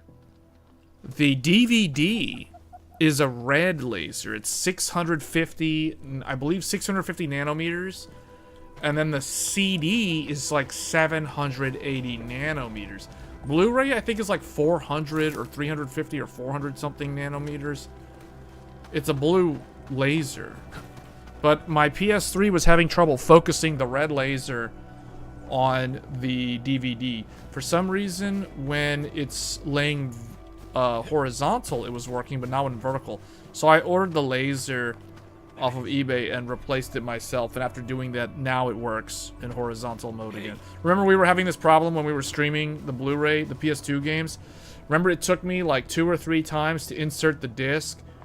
I don't know if you guys remembered that. When we were doing the retro stream, I think, not last weekend, but the weekend before last weekend, when I was streaming Xenosaga, Episode 1 and Episode 3, the Episode 1 DVD is a dual-layer DVD, so that's an 8.5 gigabyte disc, and it was having trouble reading it. I had to reinstall it. Like, I insert the disc like 2 or 3 times. I think it got it on the 3rd try. It finally worked. So after the stream, the next day I tested it. I laid the console horizontal and it worked instantly. But when it was vertical, it was having trouble reading it. So at that point I was like, yeah, I did some research online. People were like, yeah, the laser's having trouble reading 650 nanometers, which is the red laser. And the Blu-ray drive on the PlayStation 3, the old one that I have, it's a single photodiode that can read all 3 wavelengths. So it's either the photodiode's having trouble sensing 650 nanometer, which is the red laser, or it's the laser itself. So the only way to test it is to replace the laser. So I replaced the laser and now it works fine. So yeah, so the reason why yours isn't reading Blu-ray is it's probably having trouble reading the blue laser. This ain't normal. I tried cleaning the laser because someone suggested that. That didn't help. It didn't do anything. It wasn't until I replaced the laser that it was fixed. Usually hardware problems are like that though. Rarely can you fix a hardware problem by just simply cleaning something. I wish it was that easy, but 9 times out of 10 it's not that easy. At least when I have a hardware problem. I've never had a hardware problem that's easy. I mean, okay. I have run into easy hardware problems, but they're so easy that I never really remember them. It's always the hard ones that you remember.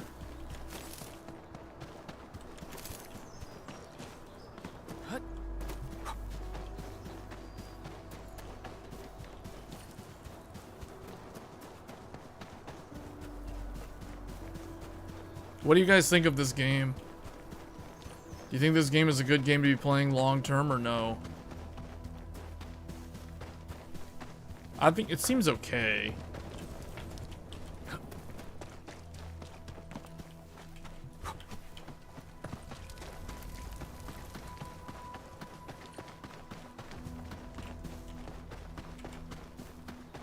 Cut the wires, you break the switches here, you smash the crates! Well, don't let boss wait too long. You know what happens when boss waits. I'll go get him. Hold him off, boys. Fresh meat. We got fresh meat coming. Draw steel, boys. Crush him. Why are they fighting a bunch of cowboys?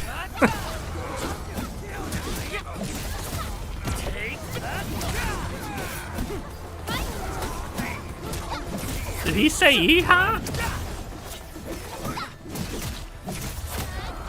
What is this? We're all around you.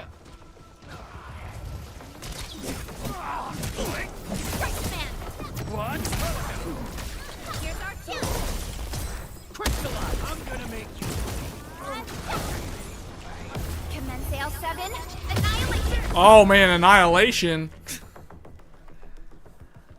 You're not enthusiastic about it? Really aren't scared Not of like anything, Night Rain huh? or Clear Obscure. Are you alright?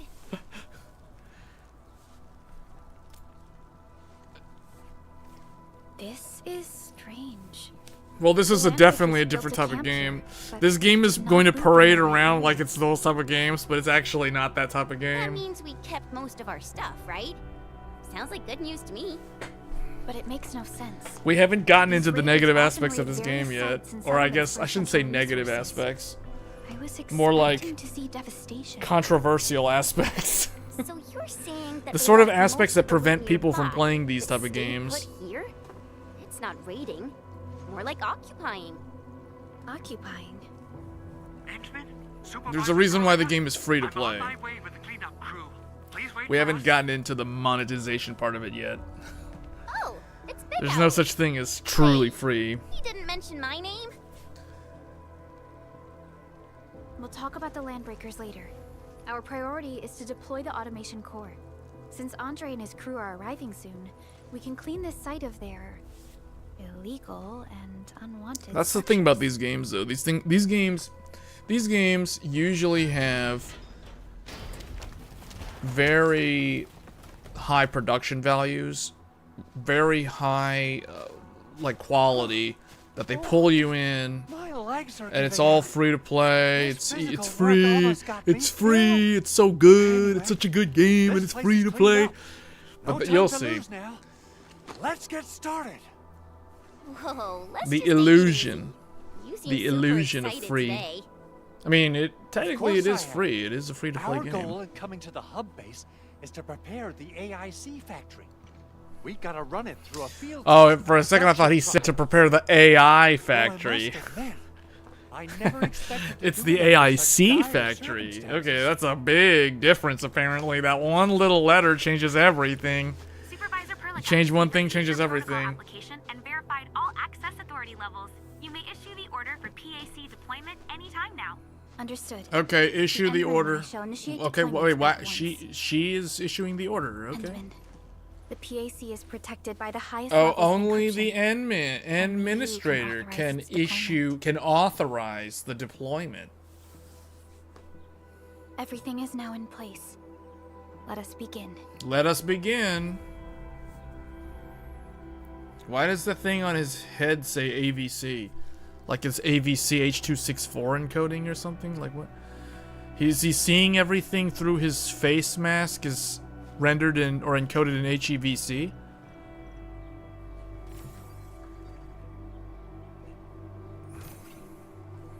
No, not really. I mean, you'll see. You'll see. Apparently there's an event going on. Hold on, what is this event? Oh, there's an event going on. Oh, check it out. The day one. Oh, claim your rewards. Claim the rewards. What's this? Chartered HH permit. An internal certificate of Enfield Industries uses to perform 1 headhunting in chartered headhunting. Talos 2 is home to plenty of talented individuals to satisfy the ever-increasing demand for skilled operators of Enfield Industries. The HR division has prepared a special and temporary contingent measure for headhunting. Okay. That's nice. So today, I claimed my day 1 reward. So then there's day tomorrow. If I play the game tomorrow, I can claim my day 2 reward. And then on Friday, I can claim my day 3. Wait, what's this day 3 award? Ardelia. Oh, you basically get this character? On the 3rd day of playing the game, you get a brand new character. Just like that. That's interesting. Okay, that's very interesting. Okay, and so that's going to be Friday. Assuming I play this game tomorrow. If I don't play this game tomorrow, I can't claim day 2 until I basically play the game again. So like, let's say I don't play the game tomorrow because tomorrow's Tech Thursdays. So if I play the game on Friday, I'll only collect day 2, and then if I play the game on Saturday, then I can get the new character because I can claim day 3. So basically, if you want to get all this stuff, it looks like 14 days. So 2 weeks worth of days here. Okay. This is a beginner event. This is a permanent activity. It does not have a time limit, so that is actually very nice. There's no time limit to this. You just have to play the game for a total of 14 days. No specific amount of time. I could literally boot up the game, walk in here, claim this thing, and then immediately close out of the game. So, I mean, there's stuff like that. So, okay, that's So that's one thing. I can just basically... So, I mean, I have to play the game tomorrow for like 30 seconds to claim this. And then I can log in or play on the third day to get the character. That would be Friday. And then Saturday, Sunday, Monday, Tuesday, Wednesday, Thursday, Friday. So, Friday, what day would that be? Friday the 30th. So, when Code Vein comes out, I'll be able to claim this thing. Dreams of the Starry Beach. This is a weapon, apparently. You can claim a weapon. I'll get this weapon when Code Vein 2 comes out. Interesting. And every single day that you play the game, you get one of these things. I think I know what these things are for. These chartered HH permit. New Horizons. Progress through the main mission to acquire New Horizons HH permit times 10 that can be used in New Horizons headhunting. Click here to claim the New Horizons. New Horizons. No, I don't want to do this. Click here to go headhunting. Use New Horizons headhunting to acquire powerful operators. New Horizons headhunting, though. Hold on a second. Oh, man. Okay, they want me to do this? They want me to do this. Here we go. They're like, okay, do I have to? Do I really have to do this? All right, here we go. Headhunting. Here we go. Oh, wait. Never mind. Use headhunting to acquire more operators for support. New Horizons headhunting is now available. Okay. So, this is the... Judging by the looks of it, this is the permanent banner. The battlefield shows no You have a chance of getting one of these characters. Either Ember or Lei Feng or Ardelia. But the thing is, they just showed us that if you play the game for 3 days, on the third day that you play this game, you automatically get her no matter what. So you actually don't want to get this character from this thing, because you're automatically guaranteed the character. Remember, this thing is a chance to get the character. Last right. And then this guy. Pogranichnik.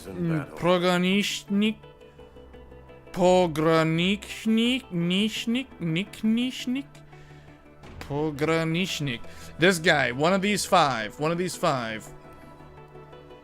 Okay. From this thing. So these are the 5 original high rarity characters. Here's where it's starting to change. Like, what is this game exactly? Now it's starting to transform into its true colors. The game's revealing its true colors. So you got 6-star characters. These are 6-star characters. I'm going to assume that these are the highest rarity of characters in the game. They're all 6-star. This is the original 5. That's the New Horizons. And then we have Scars of the Forge. 16 days left. This banner will end in 16 days, ending on February 7th. February 7th. 80 attempts to a 6-star operator. 10 attempts to a 5-star or better operator. Okay, and then what's this one? Basic headhunting. Wait, basic. 40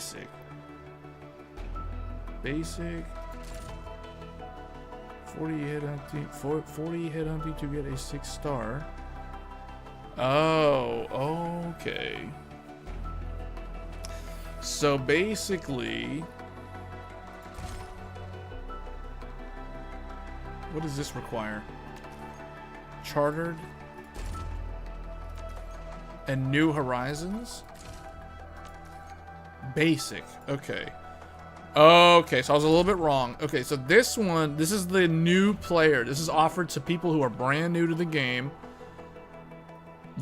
There's only a maximum of 40 attempts.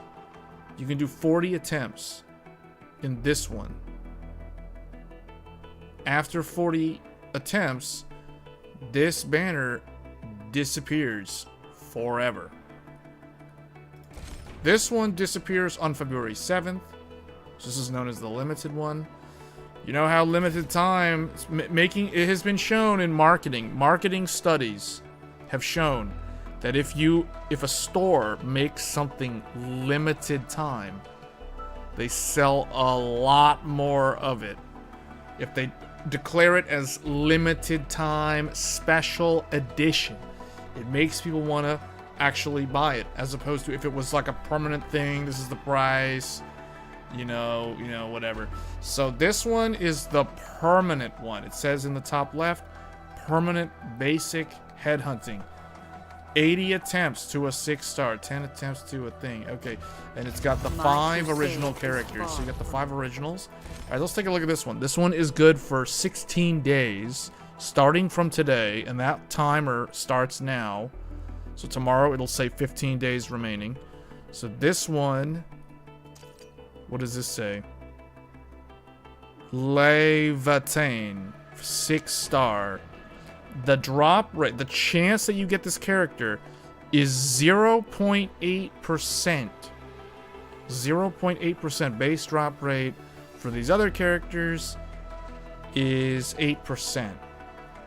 And then it says here, for 4-star base drop rate, 91.2% chance that you will get an Akekuri, a Catcher, an Estella, a Fluorite, and an Antal.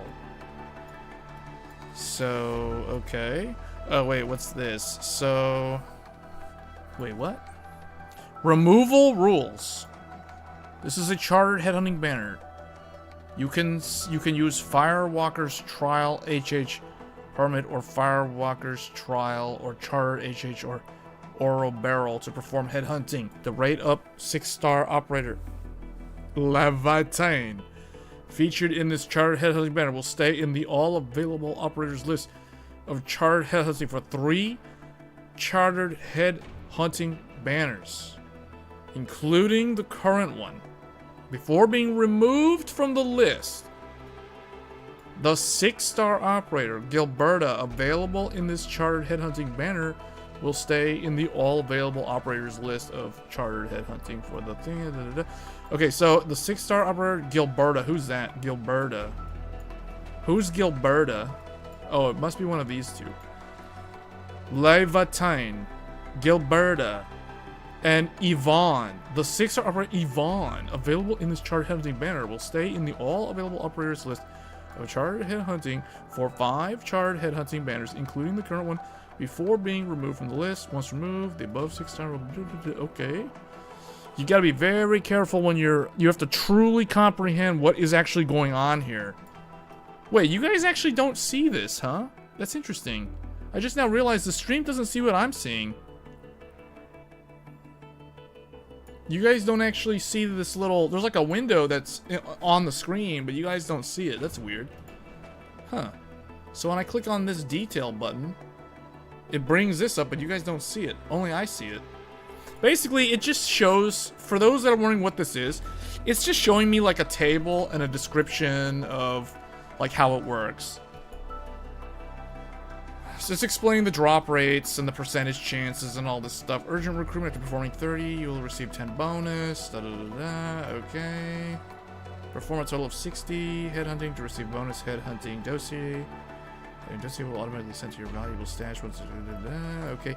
For every... Hold up. In this chart headhunting banner, you are guaranteed to get the character, the rate up 6-star character, or 6-star operator, within 120 headhunting attempts. Okay, there it is. That's the number. That's the number. We know the number. We know the number now. Now I know everything that this game has to offer. 100. It says it right here on the right-hand side, right next to her name. Only once, 120 attempts to guarantee. Okay. Looking for me? So this You finally character remember is something? available for the next 16 days. Yeah, this character is available for 16 days, but then after the 16 days, she doesn't go away. She gets rotated to like a secondary status where it's like there's a chance that she'll randomly 1 out of 7 chance. So that's like there's a 50% chance that you would get this character now out of the available high rarity characters. So for those of you that are wondering like what is going on, if you've never played these type of games before, these games are technically free to play. That is true. It's free to play, and you have a chance to do all the content, do everything free to play. Don't have to spend any money. But this is where they get you, because like right now, I have one chartered head hunting permit. One. Now, if I want to get this character and add this character to the group as the 4th party, because right now I only have 3 characters and I need a 4th party member. If I want this character, if I want to 100% get this character right now, I have to have 120 of these, and I only have 1 right now. But to guarantee her, I need to collect 120 chartered headhunter permits. That will 100% guarantee that no matter what happens with the random RNG, I completely eliminate any form of chance out of the equation to get this character. Because see, this is where this type of game, this is why some people will never ever touch this game with a 10-foot pole. Because even though it's a free-to-play game, they say it's free to play, and that is true. I'm playing the game, it's free to play. There's no harm in playing the game, you know? It's like, it's free to play, why should I? But here's the thing. If you want all of the available content, like for example, all the characters, all the weapons, whatever, as someone who is 100% free to play, never gonna spend a cent on this game, that is mathematically impossible to get all the characters, all the weapons, while not spending any money. It's impossible. They have made it impossible.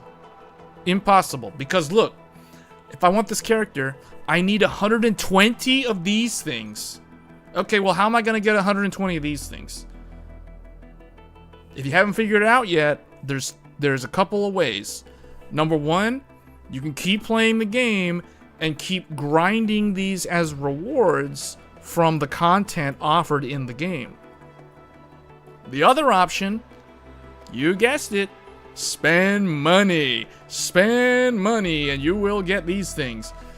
So basically, you have to buy either up to 120 of these things, or you just have to keep on playing the game until you accumulate 120 of these tickets.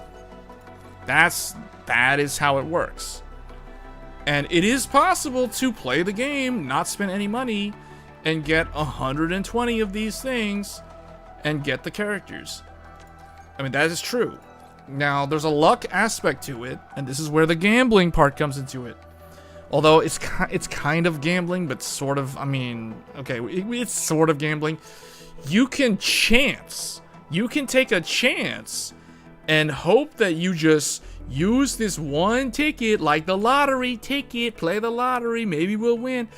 But they give you the numbers. They tell you what the percent chance is. Oh, you guys can't see it. They tell you right here, it is a 0.8% chance. 0.8% chance that if I spend this ticket right now, there is a 0.8% chance that it will be a 6-star character. So there's a lot of math involved, because 0.8% chance doesn't mean I get this character. That does not mean that I get this character. Remember something? Because there is a group of characters. So within that 0.8% chance, I have a 50% chance that it will be her. This character. She owns 50% of the pie. All the other high rarity characters are on the other 50%. So those other characters are... Here they are. These are the other characters. My crusade So, is far from over. what is... Hold on. 1 out of 7. There is a 0... No, wait, that's not correct. 14% chance. 14% chance of that 0.8% chance that I will get Ember. Or 14% chance that I get this guy. Or her. Or her. Or him. Over the battle plan once more. Or 2 other hidden characters that we haven't even seen yet. There are 2 secret characters. So this is where anyone who has ever played a trading card game like Yu-Gi-Oh! Or Pokemon or Magic the Gathering, this is where the game starts to feel like you're playing a card game, a trading card game like Yu-Gi-Oh! Or Magic the Gathering. Because you know how, anyone who's played card games knows they've got, when you're opening packs, you've got the high rarity cards, the foil cards, the holographic cards, the ultra rares, the secret rares, the super rares. These characters are essentially the ultra rares in Yu-Gi-Oh! And within that group of high rarity, there are 2 secret rare characters that the game doesn't even show you them. You don't even know what they look like from within the game. Now there's probably a way to see them. Hold on, is there a way to see them? Let me see. Is there a way to see them? Looking for me? You finally She is a something? secret rare. She is a secret rare. But you can already see the character. There's 2 other characters though that are also secret rare. And I don't even know what they look like. Like, all I know is that they exist. But see, this is how the game gets people to feel that, oh, they gotta spend money. Because this banner with this secret rare character and the 2 other hidden secret rare characters there's only 16 days. 16 days. And then after 16 days, she will disappear. Well, she will still be around. She will alternate. She will go from being a 50% secret rare to a hidden secret rare. That's a 14% chance. And one of those other 2 hidden characters basically takes her place. And then after 2 more weeks, the 3rd character of those other 2 will take that other character's place. So it's an interesting thing because I've played a couple of these type of games, and I can't think of any other game that I played that has this kind of system where they've got secret rares, where there's 2 other characters that you have no idea. Like, hold on, is there a thing that will show me anything about those hidden characters? Anything?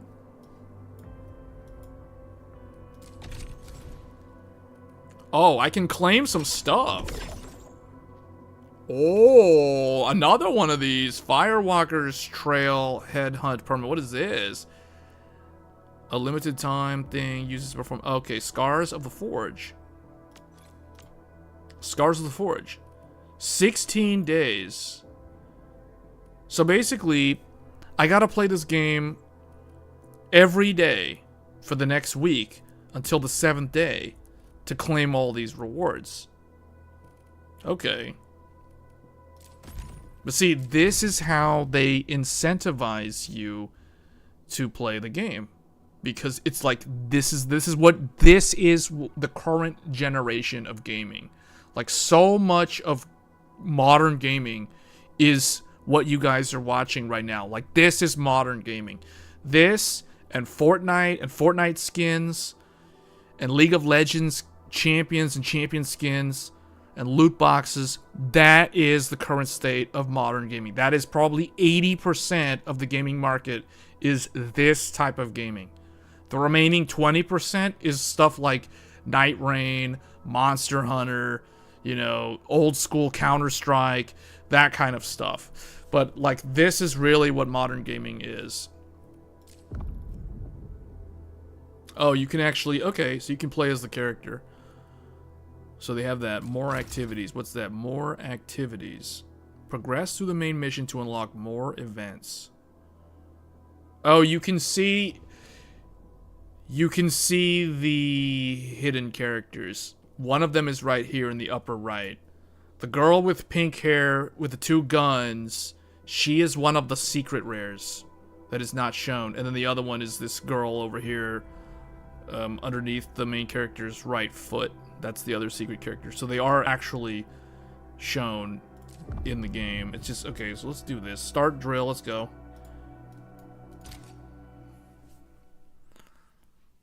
But this is how they get people to play the game, man. I mean, these are free-to-play games. They have to make money somehow. Okay, we get to control the secret rare. Levitain is a striker with outstanding mass damage skills. Her final strikes can absorb heat inflictions from nearby enemies to trigger powerful battle skills and combo skills. She can also use her ultimate to carve and burn her way through mobs of enemies. Heat, okay, what does this do? Is a type of arts infliction. Arts inflictions are special arts debuff inflicted upon the enemy. There are 4 elements of arts inflictions: fire, electric, cryo, and nature. Heat burst. Heat affliction plus heat affliction will trigger heat burst that deals heat damage. Okay. So basically, okay, battle skill and melting flame. When Levitain is in battle, final strikes performed by the controlled operator will absorb heat infliction stacks near the target and grant Levitain 1 stack of melting flame per stack absorbed. At maximum stacks of melting flame, Levitain's battle skill is enhanced and applies combustion. An enemy with combustion takes heat damage over, okay, so that's basically a dot, to enemies in a large area. Team up Levitain with operators who can apply heat affliction to maximize her effectiveness. Okay, so you basically want to run her with another person that can also deal fire damage. Levitain's combo skill is triggered when the enemy suffers combustion or corrosion. Corrosion, what is that? Corrosion. When an enemy with corrosion gradually loses resistance. Oh, it causes them to lose resistance against all elements. Corrosion equals a non-nature infliction. So it's basically nature plus any of the other 3 equals corrosion. Interesting. Wait, what did it say? So basically is triggered when the enemy suffers combustion or corrosion. Oh, her combo skill activates if you do fire plus fire or nature plus anything. But she is fire, which means if you pair her up with a fire person, then she can do combustion. If you pair her up with a nature character, like Perlica, I think was a nature character, she can inflict corrosion. Her combo skill deals massive damage to all enemies with combustion. Now, this game is going to show you why this character is a secret rare and why you should try to get the character. This is how they market this. There's built-in marketing, man. Built-in marketing. Levitain's ultimate. Levitain summons the Great Sword. Saviga Lavi and her basic attacks become enhanced and deal damage to enemies in a large area. Basic attack sequence 3 also applies heat infliction. Okay, so the combat tips are to team her up with operators that can apply heat infliction, final strike, operators' final strikes. Use the controlled operator's final strikes to absorb it and grant Levitain stacks of melting flame. Once Levitain is at maximum stacks of melting flame, cast her enhanced battle skill to apply combustion. Okay, that's the dot, which will directly trigger a combo skill. Okay. So they choose to team her up with this character, who I will get on Friday, and this guy, I have no idea who he is, and some other character, I have no idea who she is. Okay, let's go. I think this game has co-op, if I'm not mistaken, so you can play with other people.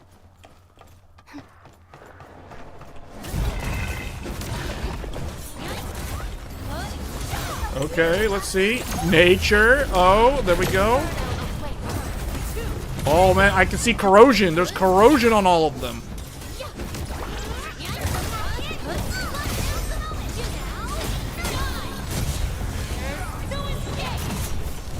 How do I know when her ult is up?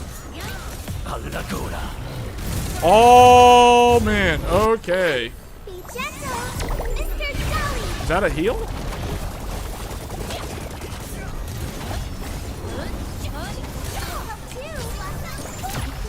Are these things healing? Do they heal? Oh, they do heal. Okay.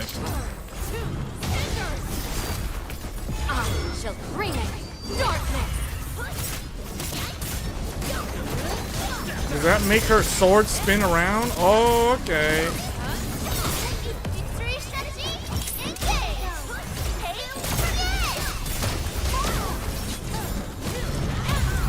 Whoa, big damage, big damage.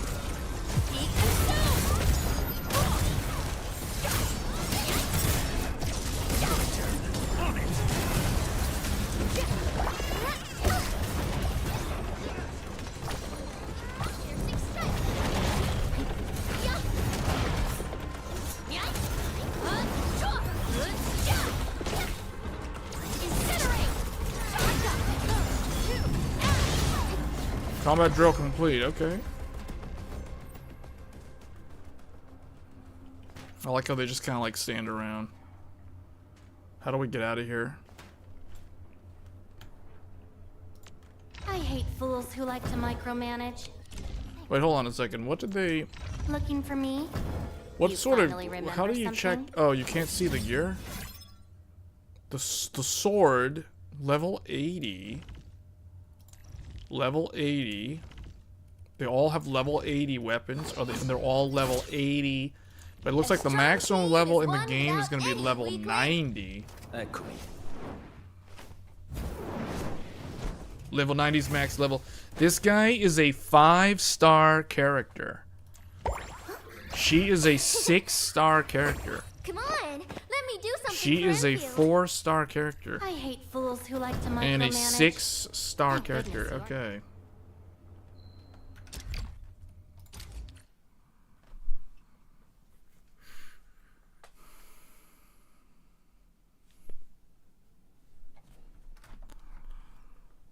Alright, we're gonna end the poll. It looks like most people are gonna play this over the other games, although no one's gonna... Apparently no one who has been watching the stream, other than myself and Super Googly, are gonna play Code Vein 2 or Neo 3. No one voted for those 2 games. Some people aren't gonna play any of the 4 games. We're closing the poll. Oh, I got rewards. What's this? Mark of Perseverance. A rare material that upgrades operator skill mastery.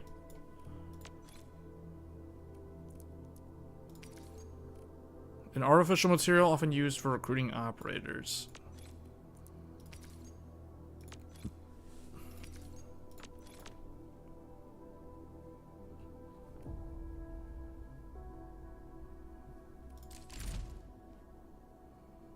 New Horizons.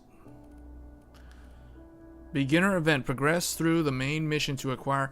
Hold on. So right now I have...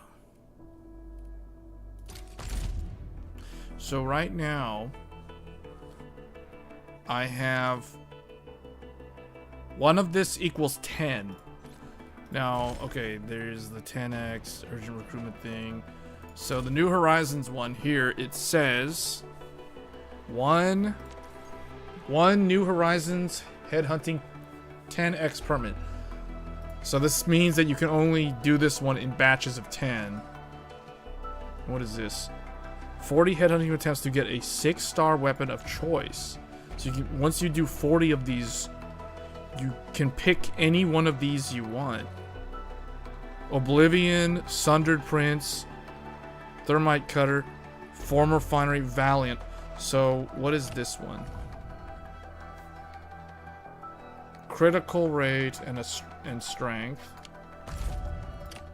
This one is arts, damage dealt, and intellect. Attack boost, will boost. Max HP. This is like a tank weapon. Physical damage. So interesting stuff. Interesting. Okay. So we have one. How do I... It says here... So you get 1, 2, 3, 4. Okay. So basically, all you gotta do is get through Chapter 1, Process 2. Chapter 1, Process 1, Chapter 1, Process 1. You basically just have to get through Chapter 1, Process 2. And that'll basically give you all 40 of the things. Which means, as a beginner, you are guaranteed to get one of these 5 characters. Now, the thing is, as a beginner, Ardelia is a character that you get automatically as long as you play the game 3 days in a row. So, realistically, you want to hope that you don't get her out of the 40. You actually want to hope that you get one of these other 4. Interesting. And then this character is basically the one where it's like, okay, you got 2 weeks, and then she's gone. Alright, let's go.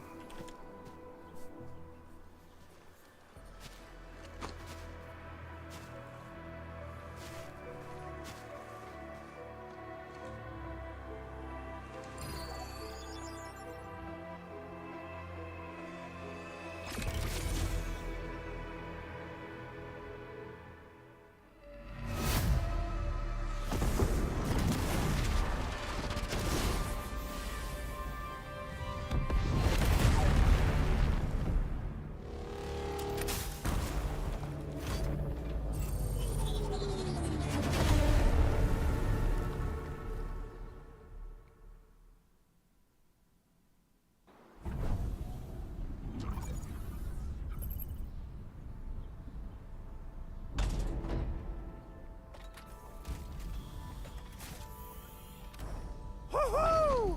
That's wonderful! It's just like what I've envisaged. We can totally deploy the PAC further north and push into the frontiers. Sorry. I just got a little too excited. Are you sure you're currently a member, though? Normally, if someone's a member, the name would show up in green. This place is now the core AIC area. In the chat. We can begin setting up our teleprotocol. You may have been a member previously. Oh, you mean Patreon member. Patreon, it will also be able to oh, you're a Patreon member. So Patreon is using a different system from the YouTube member system. Patreon gives you access to being able to message me on Patreon, and then also the Patreon posts, you have access to that. But the YouTube one, YouTube basically functions separately from Patreon. Does that make sense? For a second, when I read your message, I thought you meant YouTube member. The YouTube videos are from YouTube member, not Patreon. Patreon has its own separate videos and separate things. But yeah, you have access to the Patreon posts. I'll be honest with you, I haven't, ever since YouTube pushed a lot of creators to set up YouTube memberships, Patreon usage has kind of declined. I still use it though, so you can use that, and there are Patreon members that have gotten in touch with me through that platform for stuff like troubleshooting assistance and things like that, or like build advice. So, or just to basically talk about whatever. So, I mean, I appreciate you being a Patreon member, even though I honestly feel that I haven't really put a whole lot on Patreon compared to YouTube, if that makes sense. But yeah, the Patreon, I still use it because I know there's Patreon members that I interact with on that platform. But in terms of video content, if you're talking about the YouTube videos, that is through the YouTube membership system. So it's a separate system. I apologize if there's any confusion behind that, but hopefully that kind of clarifies. Solid ground. So essentially, it's two separate Reminded us of platforms. this line on more than one occasion. Don't worry, Endman. We have not forgotten your lesson. The protocol automation core and the entire AIC factory it supports will give rise to new hope. I'm gonna give the automation core a few tweaks. But yeah, Just on deploy the Patreon, feel relay free to use that towers platform and if you want me transmit to get a hold power of to the me. protocol resonance tower.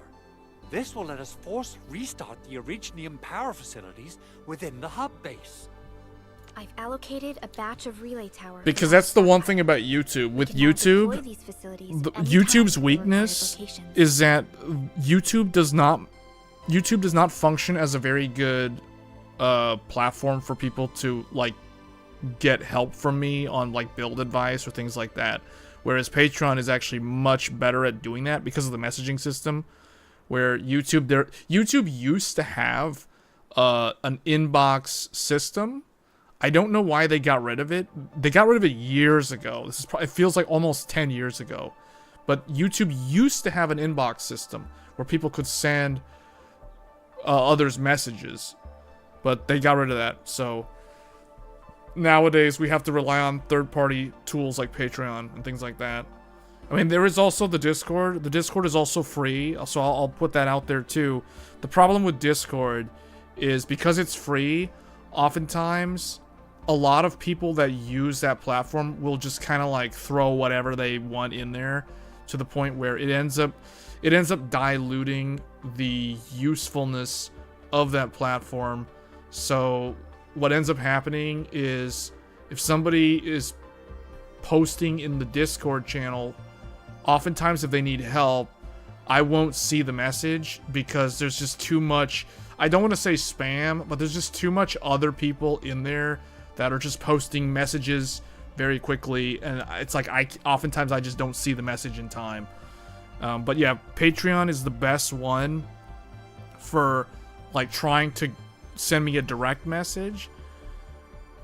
Discord is a distant second, if that makes sense. Now, people have used Discord to ask me for advice on, like, I'll give you an example. One guy in there was asking me, or it wasn't just me, it was just like for the whole channel member group, like what memory should they get or what OLED monitor should they get. You know, those type of questions come up all the time. But that's gonna oftentimes get the opinion of more people than myself, and sometimes that can be useful. Other times people just want my opinion. So the best way to do that is actually through Patreon.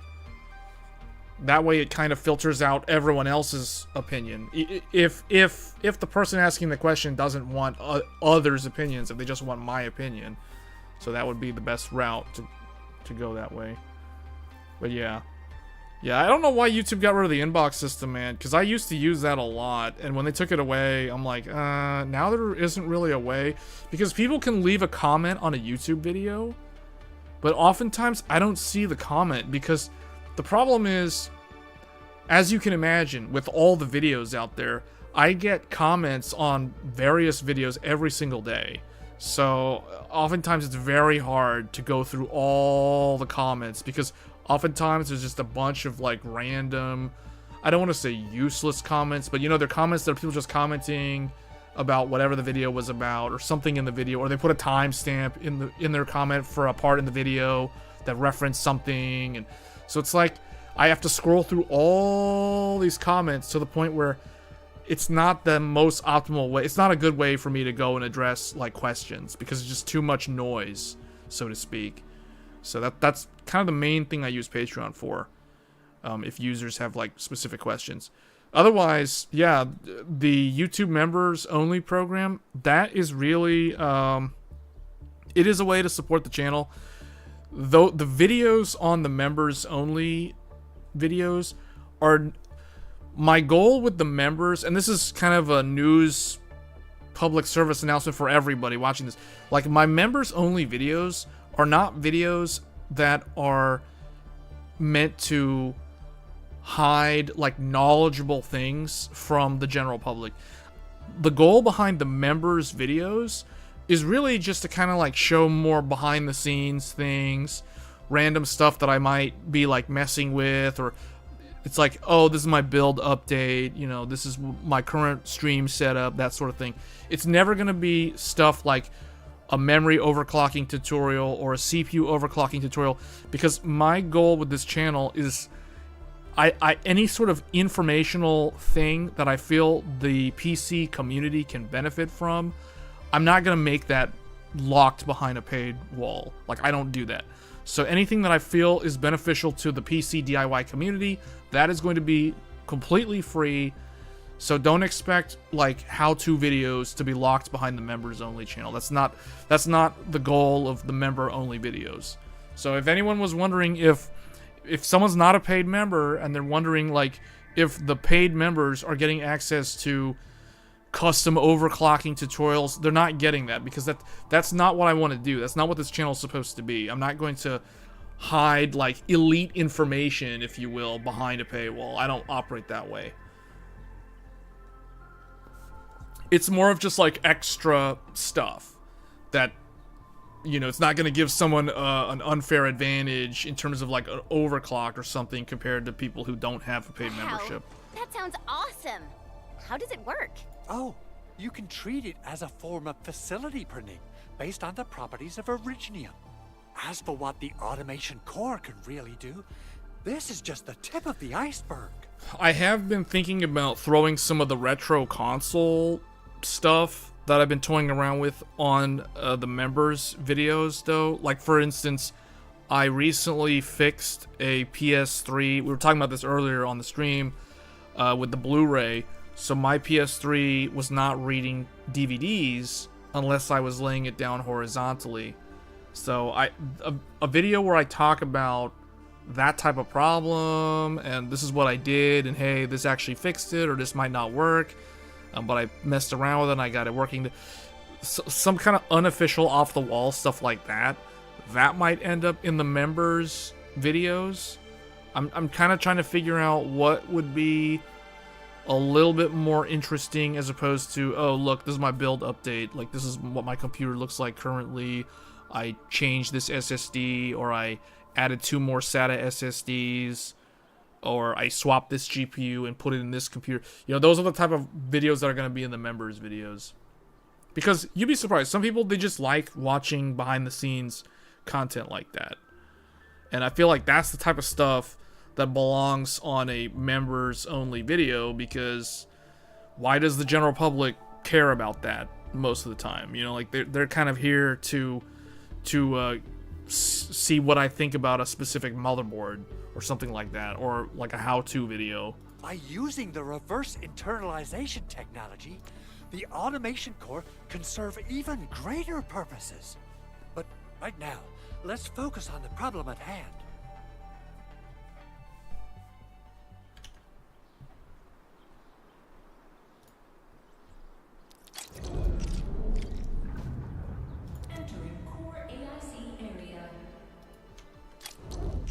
Press and hold the, what is this? Press and hold the B. Backpack. AIC mode provides a special hotbar for placement of facilities. Okay. So, the Henman's fighting. Oh, I think they're starting to introduce the base building aspects of this game. How the Enman fought at full power. Perlica, have you seen? Remember that this game has like factory building simulator stuff in it.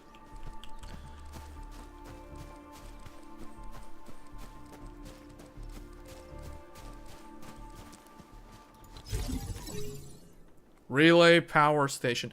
For any of you who ever played Lego Rock Raiders back in the day, or any of the modern, I don't know what any of the factory builder type games are in the last couple of years, but you might like this if you like that type of game. Relay tower is a key power transmission facility. Transmit power to relay tower. Okay, so this is basically the power supply. Oh, can we build a giant PC? Nicely done. Our next step is to start power transmission from the PAC. Alright, we gotta transmit the power. Enderman! Just plug the cable in right here. We gotta plug the power cable in. Let's make it go like this. Wait, no, hold on. Well, I guess it has to go this way. Hold on, I don't like how it has this bend in it. We have to do proper cable management.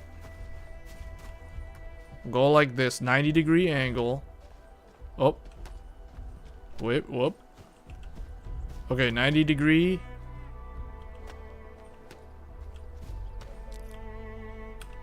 Okay, plug in the power cable. Both the PAC and relay tower seem to be in working order. Now, we just need to deploy more relay towers and transmit power to the resonance tower. Well, looks like my work here is done. Supervisor Perlica, I guess I'll head over there to do some inspection work. Using the protocol resonance tower to force activate Originium might damage our facilities. If we're not careful with this, we might fry every Originium facility in the area. Okay then. Time to split our forces. Completing the automated industry complex is a top priority for Enfield Industries. It is our core solution for dealing with the hazards of Talos 2. Enfield's completed basic verifications of the PAC technology several years ago. However, we encountered a crucial bottleneck that delayed our progress. Until recently. Do we have to connect it to this thing?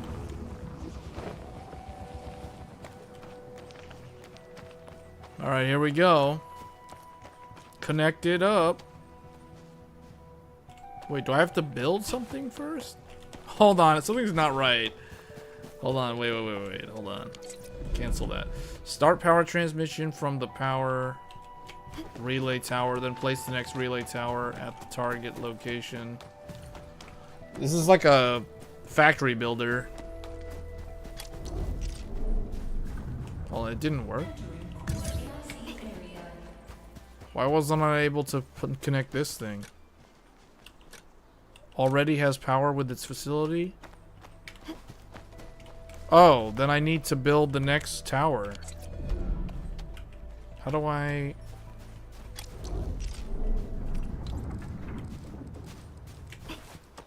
You gotta be inside that grid to be able to,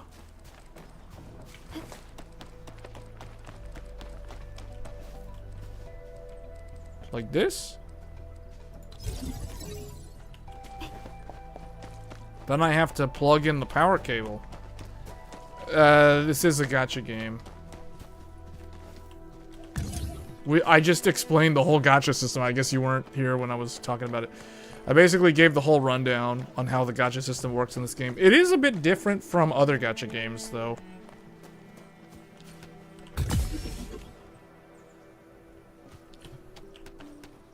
Alright, start power transmission. Oh, wait. Are you telling me I gotta build another... Hold on.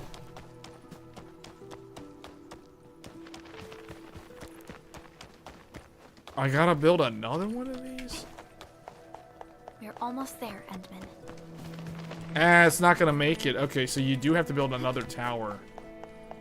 That means I gotta go back to the central area?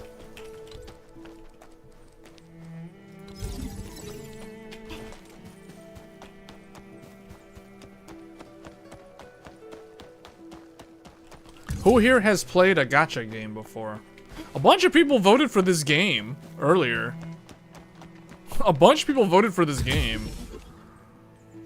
Out of the 4 games, this was the one gacha game, and it had 75% of the vote.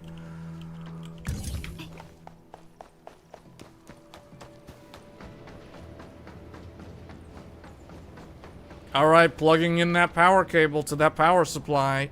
Hopefully it doesn't melt the connector, if you know what I'm saying.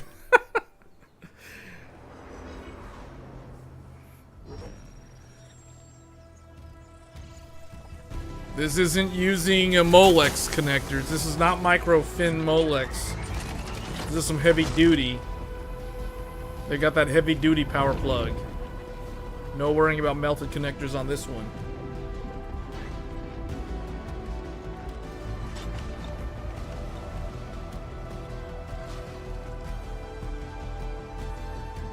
We're gonna show the gacha system soon. I'm gonna do it. I'm gonna show you guys the gacha. I mean, this wouldn't be a proper stream of a gacha game if I didn't show the gacha gameplay or the gacha system in action. Tell the boss. Enfield has arrived. For a second, I thought that was like Darth Maul or something from the Phantom Menace. The administrator has taken notice of us. All the boss's predictions have come true.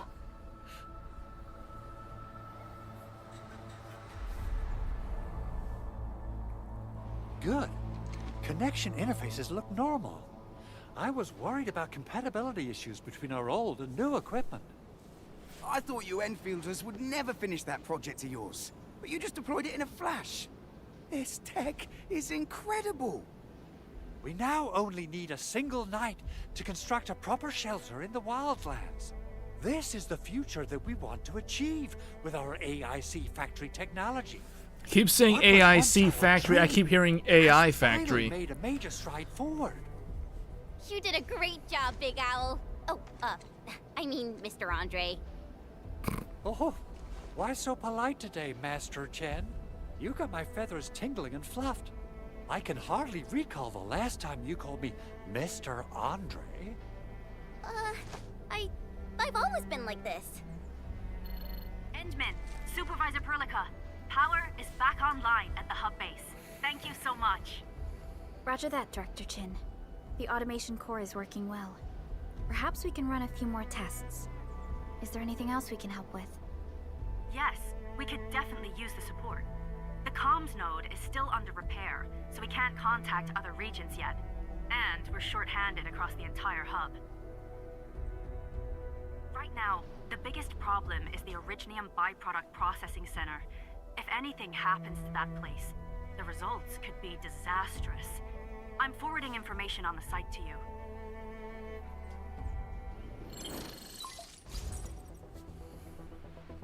Wait.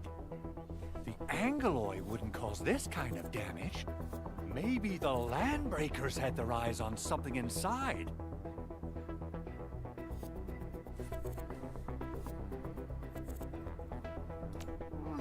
What's in the byproduct you mentioned? Another important project of yours? Byproducts include all sorts of things you can think of. But Originium batteries would be the most important. I guess the LBs are after that. They need batteries. Let's set aside how many these raiders stole for now.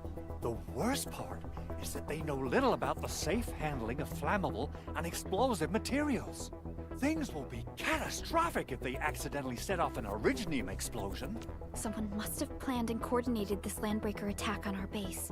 The underground lab, the Protocol Automation Core deployment area, and now, Byproduct Processing Center. Landbreakers usually wouldn't consider these as prime targets for looting and raiding. Then what are we waiting for? Let's head over right now and check out what those pipe-faced bandits are after. The photo tells me that the processing center has suffered severe damage. We must repair the local infrastructure first. Yeah, they've got that whole Metal Gear Solid style talking on the walkie-talkie. This is where the AIC factory comes. Except they're literally standing right Let's next head to on each over other. the core AIC area right now. Why are they all talking to each other on walkie-talkies when they're literally right there? This is more of a stylistic choice than a practical one. Hold on, what are they saying? Protocol synchronizer. Authority level unlocked. Press escape or hold alt and click here. The database. Okay. The hub. Oh, this is the world map. Okay.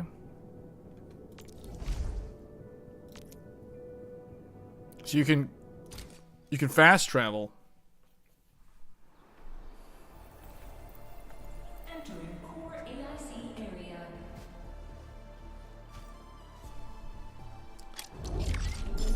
Oh, we're back here. I leveled up.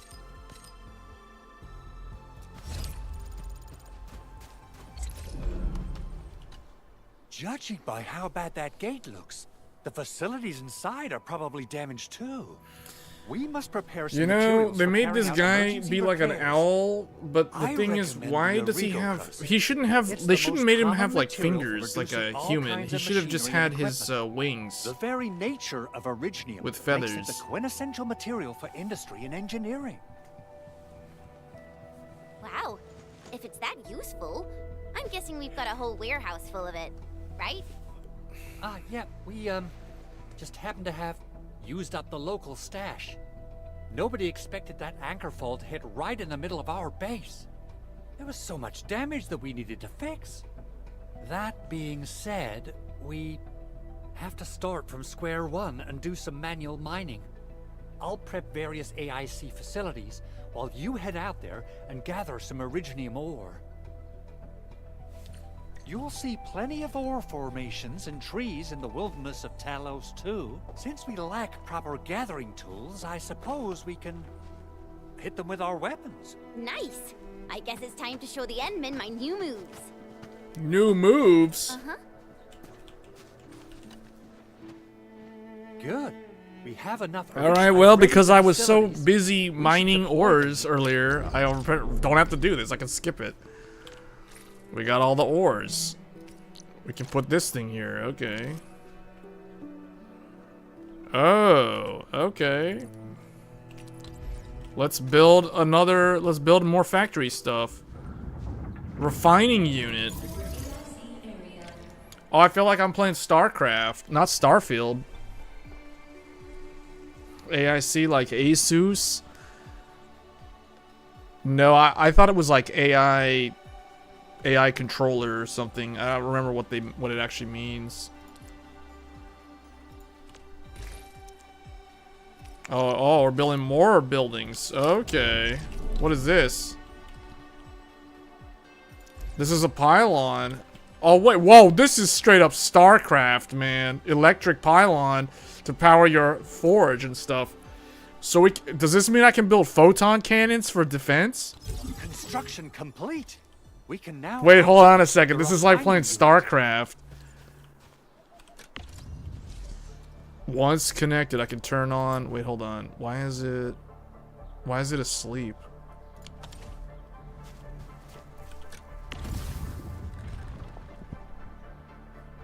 AIC facilities produce different raw materials. Oh, wait a minute. Can they build me some graphics cards? Can they build graphics cards in here? What's this, a Blu-ray player? We have opened the refining unit control panel. The left panel shows the items in storage. The right panel shows the production info. This is going to get refined into DRAM. This is DDR7 or DDR9. Because this game's in the future. Alright. Items can be dragged from the... Okay, that I know. But it looks like each production facility can only do one production formula at a time. So you basically have to get more lines going.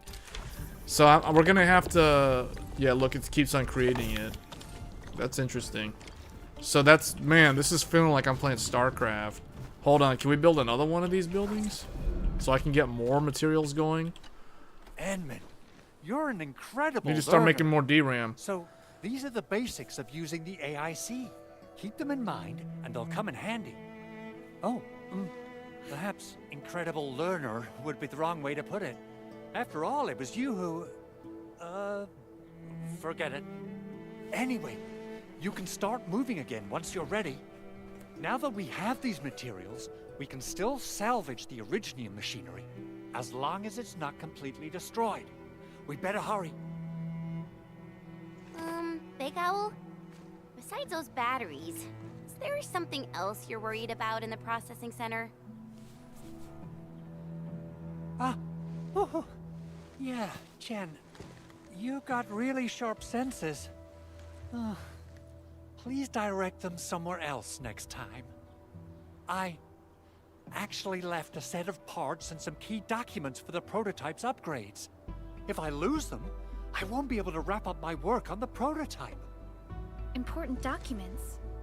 Mr. Andre, you could have told us earlier. Director Chen would have... Oh. Oh, you started the project without Director Chen's approval, didn't you? No, it's not like that. It's fine. The evaluation process can be a real bummer. So I spent my own money and got someone to custom build a set of special equipment. These are actually modification parts for a large area arts unit. Oh dear. The owl's accent is not an American accent. This is either a Canadian, it's like either a Canadian or some like European accent. It will be such a waste. Enman, Supervisor Perlica, please. You must understand. We understand. Let's move out as soon as we can, Endman. Oh, thank you so much. By the way, some operators just set up a few zip lines in this area. Use them. They'll help you get around faster. Shared facilities left by others are temporary. Feel free to try them out if you want. Okay. This is a shared facility from another player. It can be directly used without power. Yeah, it's like Death Stranding.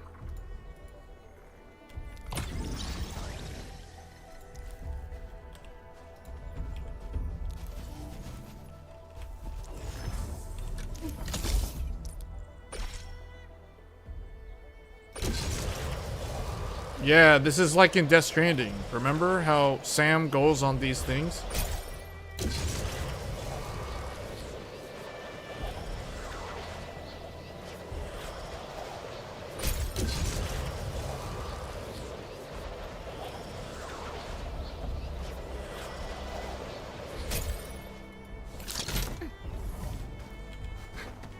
Oh, this looks way worse than the photo. Something's not right.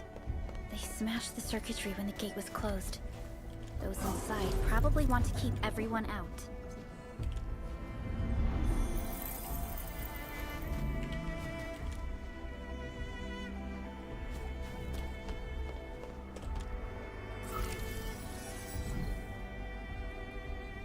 These illegal crusts really saved us some trouble. We have Mr. Andre...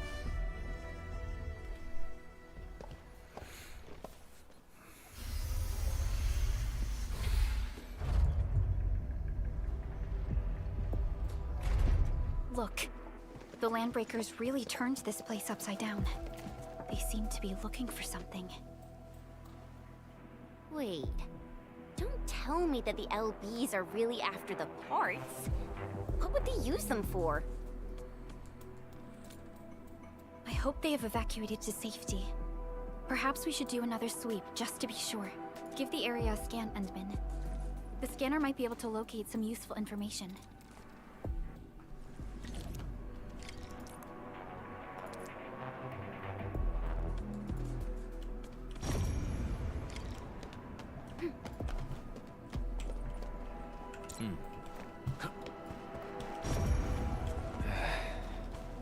Where should we go next? Are we gonna have to restore the power?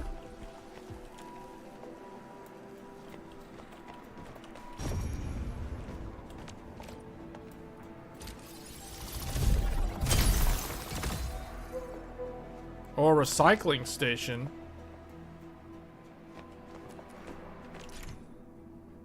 Recycling stations will regularly recycle resources. I feel like there's a lot of management of, like... Hold on, it's gathering? Oh.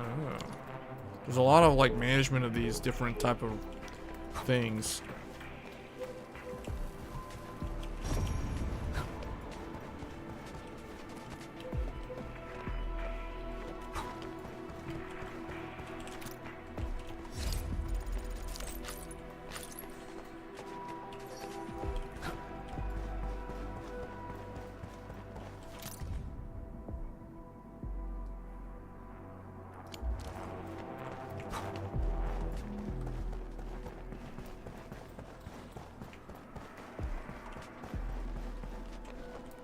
Oh wait, what's over here?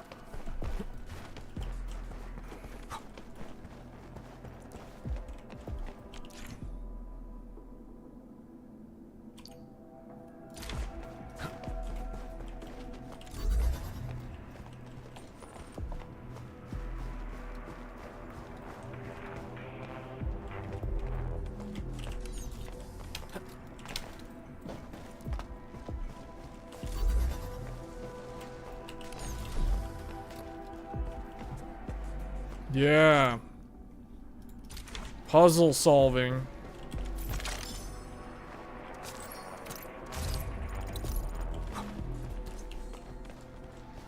Basically,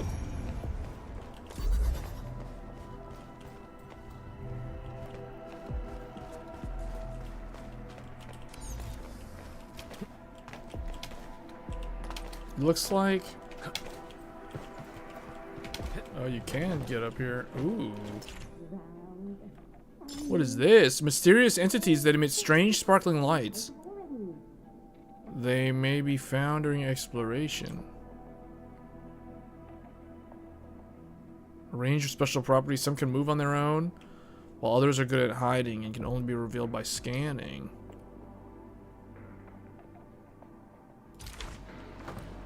Huh.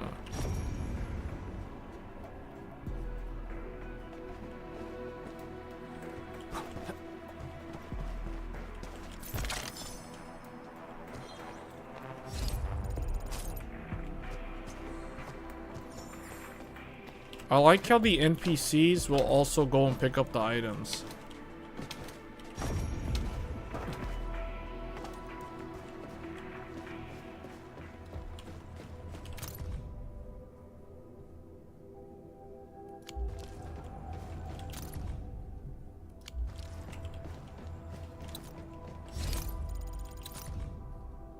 Some documents have been taken away.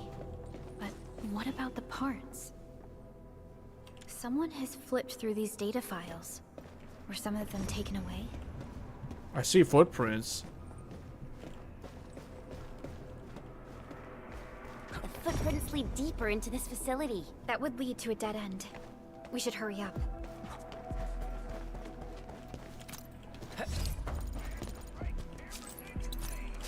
I feel like I can hear some...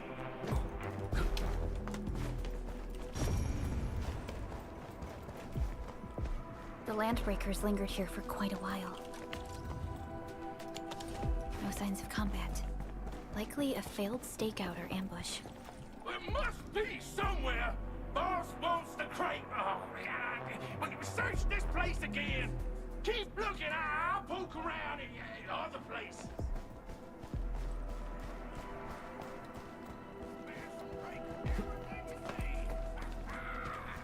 Let's do this together, lads.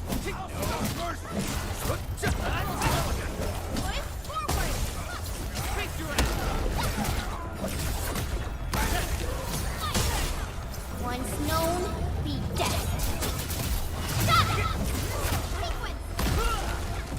Show's over.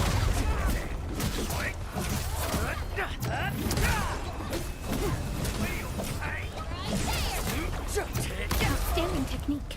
We made another step forward, Enfielders. Violence is never our objective. Let's press forward. She's like, violence is never our objective. It seems like that's the only thing that they do, though, when they find these enemies.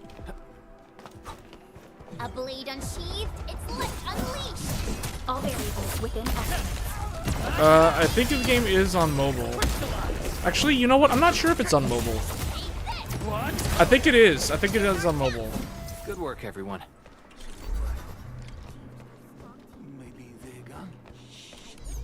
Your head down and shush. The footprints fade into that direction. We need to find a way to reach the upper platform. Let's look around. Perhaps we can find a crate to hop on.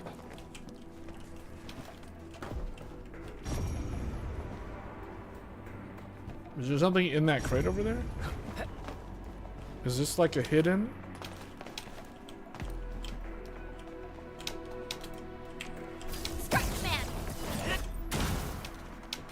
Oh boy.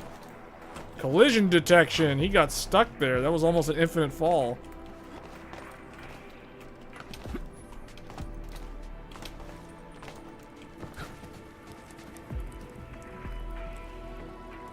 Don't be afraid. We are the Enfield crisis team.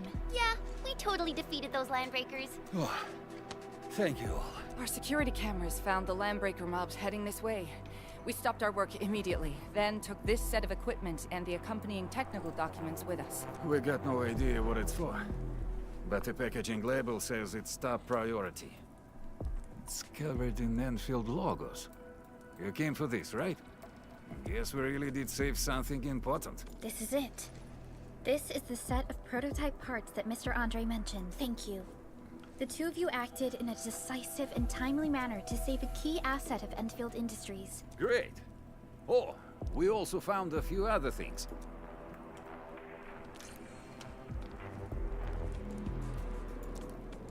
It's telling me that I need to start leveling up my characters. For us. Yeah, because he's like level 6. Those enemies were level 10.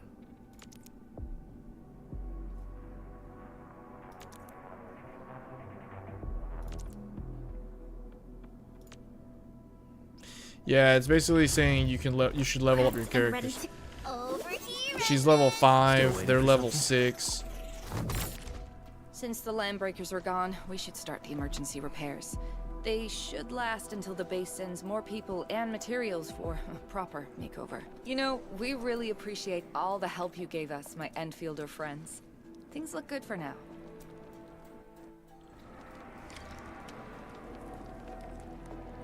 You stop! Drop the loot! That crate! It's ours! I want to see how far I can go without using materials to level up the characters. Just see how far, like, at what point does the combat become too difficult? Where should we go next? Getting buggers. A blade unsheathed, it's left to me! Ready to strike. Victory!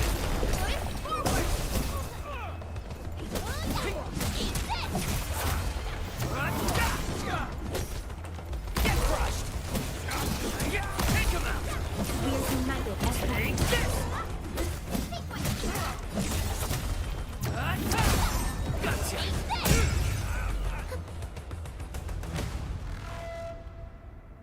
Whew, they just won't give up. What is it, Perlica? Thinking about something? Those landbreakers. You heard what they said. Their leader is looking for the parts and the documents. But why would the LBs want the documents? I mean, can they even understand this stack of technobabble? What's even more suspicious is Mr. Andre mentioned that he ordered and paid for the Originium modification parts himself. How would the landbreakers acquire such information? What is this prototype for Mr. Andre anyway? should know more than us. Enfield has worked together with the UWST for quite a while. The UWST has spent years researching the ether rift of Valley 4. They have constructed an ether test site at the power plateau for this purpose. Though it does make little sense, I have a feeling that these landbreakers are indeed looking for our technology and products. We'll get to the bottom of this afterwards. The good news is that we successfully secured the processing. Endman, the automation core can also be a target destination for teleprotocol. Time is a luxury we don't really have. So let's try using teleprotocol and get back to the automation core instantly. Now that everything's settled, I guess Mr. Andre can finally breathe easy. Guys, you've got to make Big Owl treat us to a mega feast. Otherwise, you're just spoiling him. Let me see, what does this have? Oh, I can upgrade the recycling station.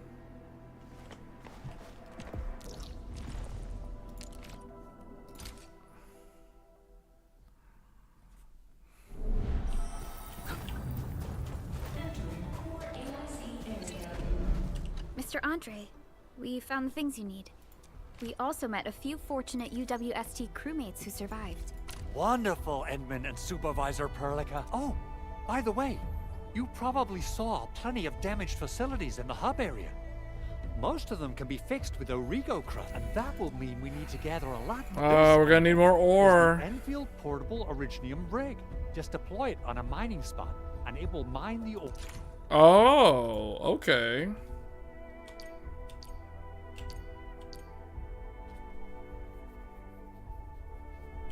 It doesn't need to be connected to the power Portable grid. rig automatically sets aside some of the excavated ore to power itself. This self-sustaining auto miner does not require an external source of electricity, making it the best mining solution in the wilderness. This is the place, Endman. Let's deploy the portable Originium rig on this mining spot. Okay.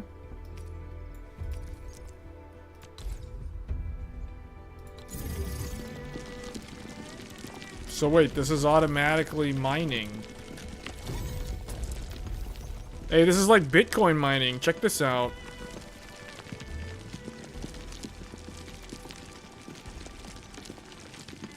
You're fasting through lunch?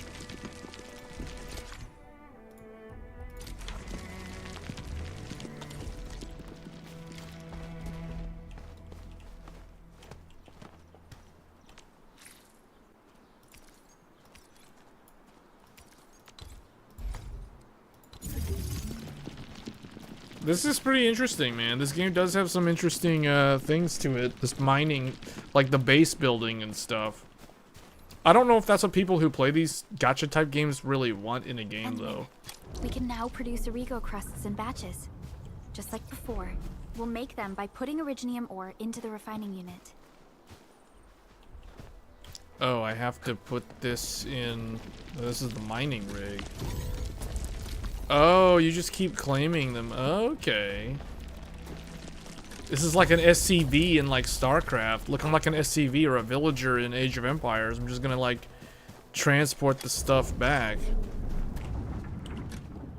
Throw them in the... Yeah, just grab this stuff, throw it in here. Yeah, this is great. Look, check this out. I can just put all this stuff in here. Look at that. Now what? Just talk to this guy? Fabulous! I now have everything I need to start repairing the prototype. Enman, make sure you're here to witness its awakening. Landbreakers? Why would they? T11 Originium prisms are highly fragile. Yeah. The prototype Okay. is an experimental tech we developed for the... Seems odd though that those guys want that Yeah, stuff. Quite odd indeed. Maybe some landbreakers thought, hey, that looks Anyway, since we've retrieved the crucial items, let's focus on the...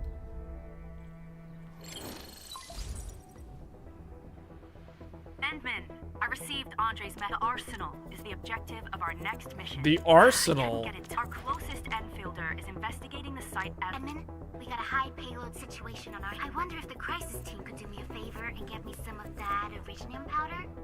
Oh, wait. Okay. Originium powder? I'm sure Big Owl knows how to make it, right? Of course I do. It's time to reveal the shredding unit. Mineral ores, metals, plants, it doesn't matter. You name it, it shreds it. This is your penultimate shredding solution. Proudly head to the PAC and use it to construct a shredding unit. Try to deploy the shredding unit close to the PAC.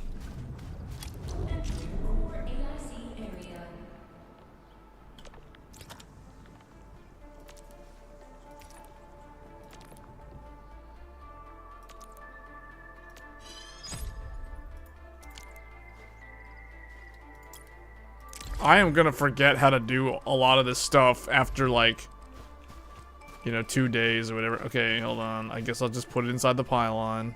Enman, activate the shredding unit control panel. Activating it. Shredding unit. What do we do? Just... We can see the shredding unit produces Originium powder. Okay. So drag this here. How many do I need? We're still gonna keep Simple making. and intuitive, right? It shares the same basic control panel as the refining unit. Oh, we I need say 10. It's time to shred some Originium ore to pack. Yeah, we just need 10. All right. Powder. Wait, I have 9. I need one more. There. We got the powder. Time to head to the arsenal. I haven't... Okay, we can teleport quick. If I'm not mistaken, the local Hold on a second. What is this? What did I just activate? Like, what's going on? What happened? What happened? What is this? Huh? Oh, this is like a paid thing? Unlock Originium supply, spend this to unlock No. Hold on, what did I click on? How did I get this thing? Oh, okay, hold up. This is the login thing. Apparently, I'm trying to get to this. Chapter 1, Progress 1, Rally and Unite. Arsenal Is there a way for me to know what the quest is? Rally and Unite. Okay, I'm doing, yeah, Rally and Unite. Let's go and finish this. Hurry up. I remember seeing a little girl who was always running around with weapons in her arms back in Enfield. Are they related? The Arsenal engineers of Enfield Industries are professionals in... There's no way we can get through all this rubble. You're here! They got through all the rubble. Explosives and marked the detonation site. Alright, here you go. Ho ho ho! And then this barrel of Originium bombs is ready for use. Oh, and our AIC factory has been... She really likes explosives. Explosives can be made by interacting with the barrel. Use the aiming guide. They can also deal damage to enemies, but will not damage friendly. Oh, there's no friendly fire. Okay.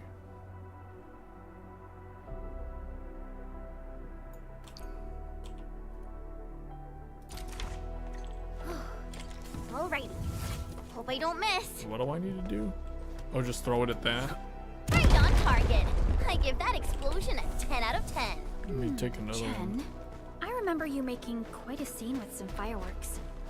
Perhaps you have a knack for demolition work. Not here. Not in front of so many people, Pearly. That happened way back.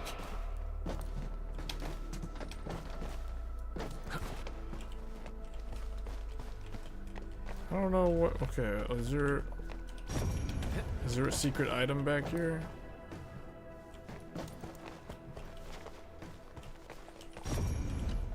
Hey, you alright? Breathing is stable. No external injuries detected. Work ID says Semyon. His vitals look stable. Let's wake him up. What? An anchor fall struck our base? There was this where... Oh. Thank you, Administrator and Supervisor Perlica. You saved my life. I must return to my post.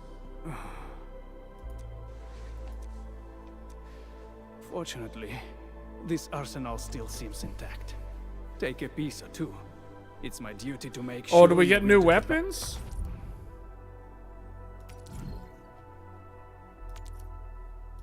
Okay.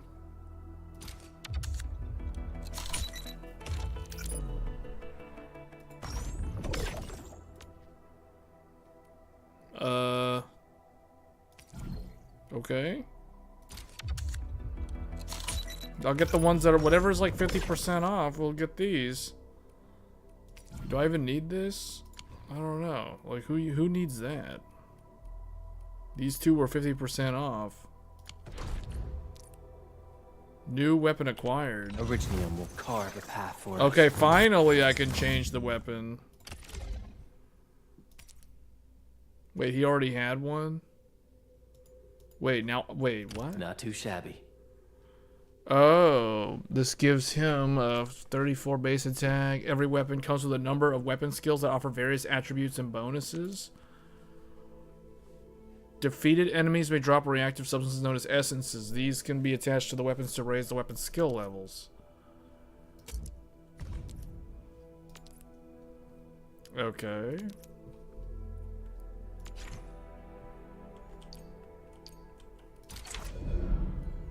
So basically, wait, hold on. If I go back, what was his... Didn't he have this before? Or was he using this? I guess he was using this thing? Why do I have 2 of them, though? Wait, how do I... Infusing with essences. Attack boost. Okay, I infused it. Can I uninfuse it? Oh, I guess I clicked the plus. So if I want to level it up. Okay, one of these. Hold on, I don't know if I want to do that. That's like plus 11 wet levels right there.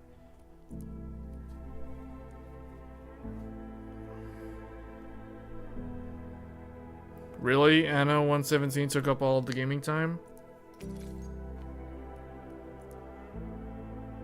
I guess I'll use one of these. Let's see what it does. Okay, the weapon's level 7 now.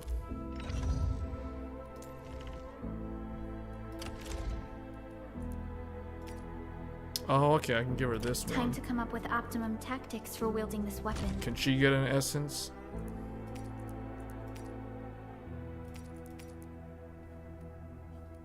No filters selected. She get this one? What does this do? Nothing? This doesn't do anything. These don't work on her thing?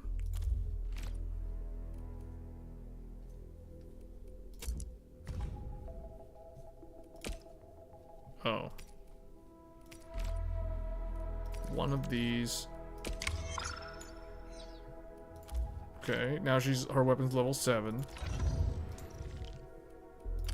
Tar. Wait, she can just use this. Wow, this is pretty sleek. But I can also use standard issue weaponry to unleash a healthy So should she be using this one? This is a lower rarity though. It looks like it's the same fighting style, so I guess just use this. And did I get an essence for her? That doesn't seem to have an effect.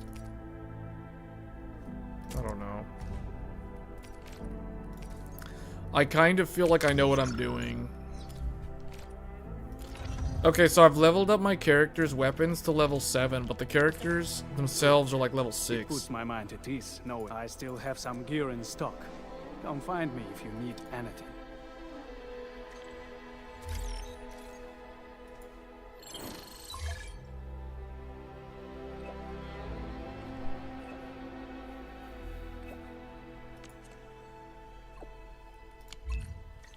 Speaking of which, the Valley won't be the only place that's getting an AIC factory, right? Valley 4 is the first step for the AIC factory. Our plan is to deploy the AIC in various regions along the frontiers. So what happens after that? After that? Yeah, once we step into the frontiers. What do you want to see? Brand new cities? Or cozy homes for everybody? I actually hoped to see all those visions you listed, but truth be told, I never thought about the question you asked. Perhaps I only hope to witness the fulfillment of a long-held wish. Oh, a wish from Pearly? I bet it's something noble and compassionate. No. It's not a wish from me. It came from someone else. Someone who shared it with me.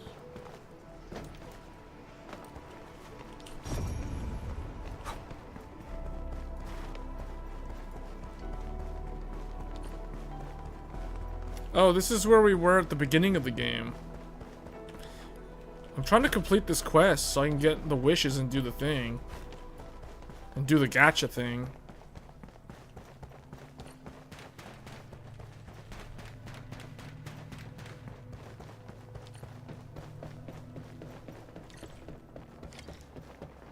I may just start skipping the dialogue.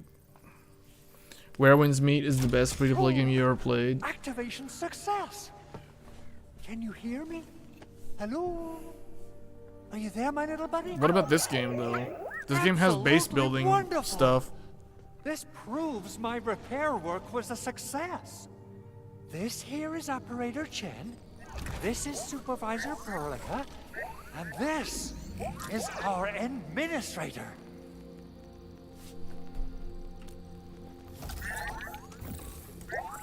This little buddy's smart module is what Yvonne slapped together in her spare time. Though it might offer a bit of fun. This is the first time they've mentioned a character that we haven't seen yet that is actually a playable character. Yvonne.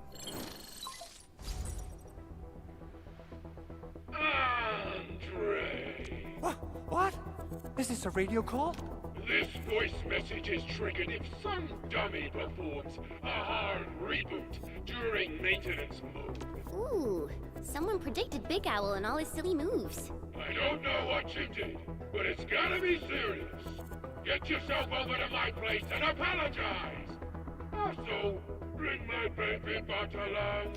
Remember, if you ever do that again, there'll be no mercy. All right, Mark. Edmund, Supervisor Perlica, you must be my witnesses. I did nothing wrong. I shall do my best. Oh, thank you so much. Whew. In any case, I have plenty of legitimate, even in maintenance mode. The prototype can still monitor and log ambient data. Is that why you told us to come over? All right, stop hoarding the info to your... The game has so many systems that you have to learn early on. It takes like, what is this, like 4 hours to learn everything? We've been streaming for 3 hours. So I have to conclude there's a link between them. Then we should try to contact the Valley Fort quickly. Valley Fort. Let's head to the control tower. Okay. Let's head to the control tower. Is there a fancy level? Oops. No. Old factory.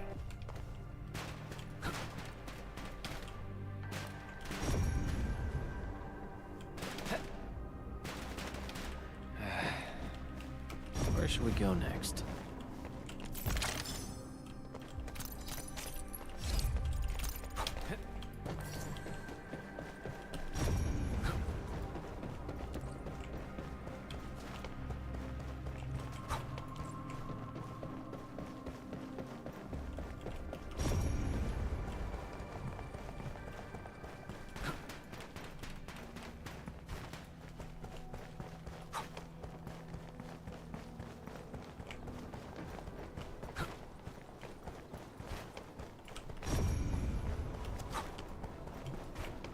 I guess I'm going the wrong way.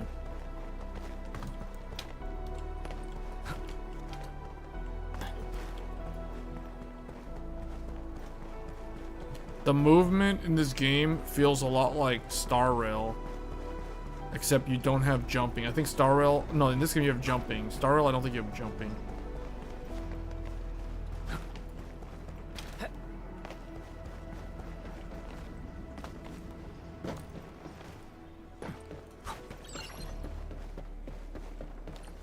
The control tower received plenty of great news from around the base. Basic amenities of the hub area are working again. Okay. Eventually, I bet this place is gonna get cleaned up. It's gonna look like a nice main base area. Secret component, and the backup I part hope has been so. lost during 'Cause it's the all attack. messy looking. Endman, legends speak of your miraculous work with Originium. Miracles. There was a time when you could directly sense the operations of Originium. You could even fine-tune Originium circuits on the fly. Modify gear. Originium has a wide range of applications. We used both the Originium arts and industrial technology for power production, and the process. Yeah, I feel like this type of game can run on the Switch too. Talos 2 has plenty of Originium cultivation sites in mind. I would like to think it can. It doesn't look like it's that hard to led to a run. series of environmental and social issues.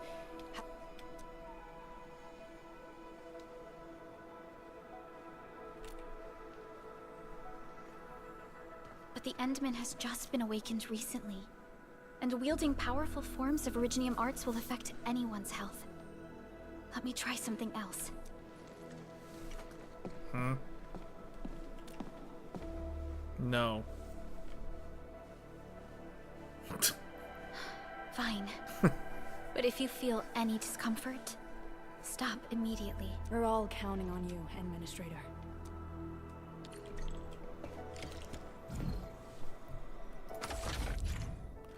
Oh, basically, this is just a puzzle. Okay.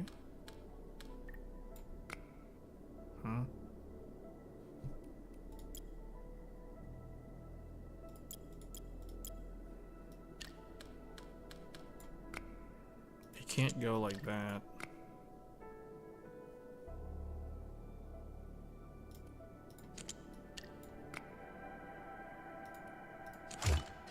Yeah, it cannot have anything in the corner there. So you have to rotate it. Oh, and then this is gonna be like, this needs 3 and a 1 in the middle. They got puzzles. Cinematic. Welcome to Enfield Industries.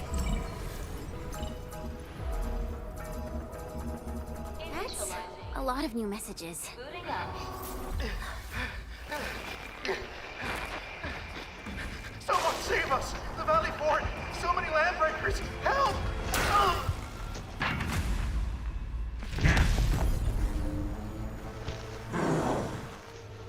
Too much noise, scumbag! The Valley Fort seems to have fallen. That landbreaker.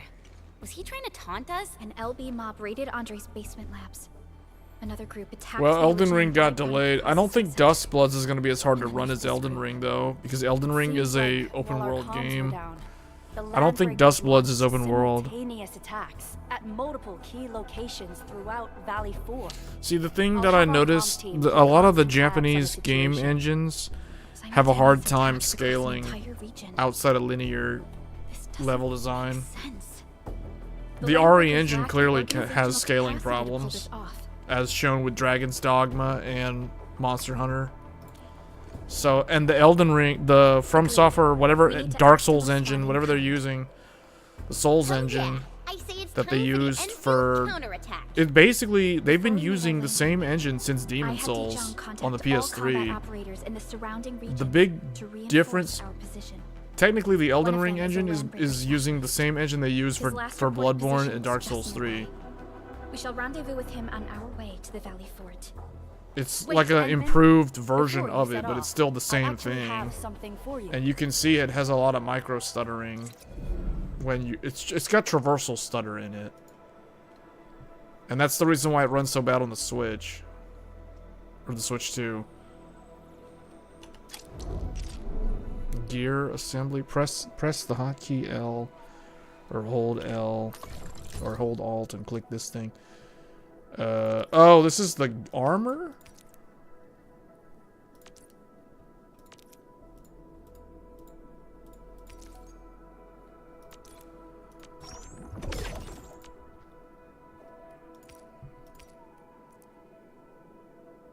How do I know if I have this?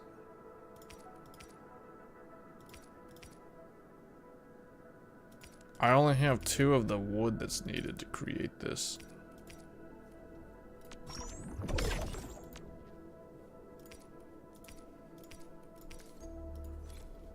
Okay. Still waiting for something?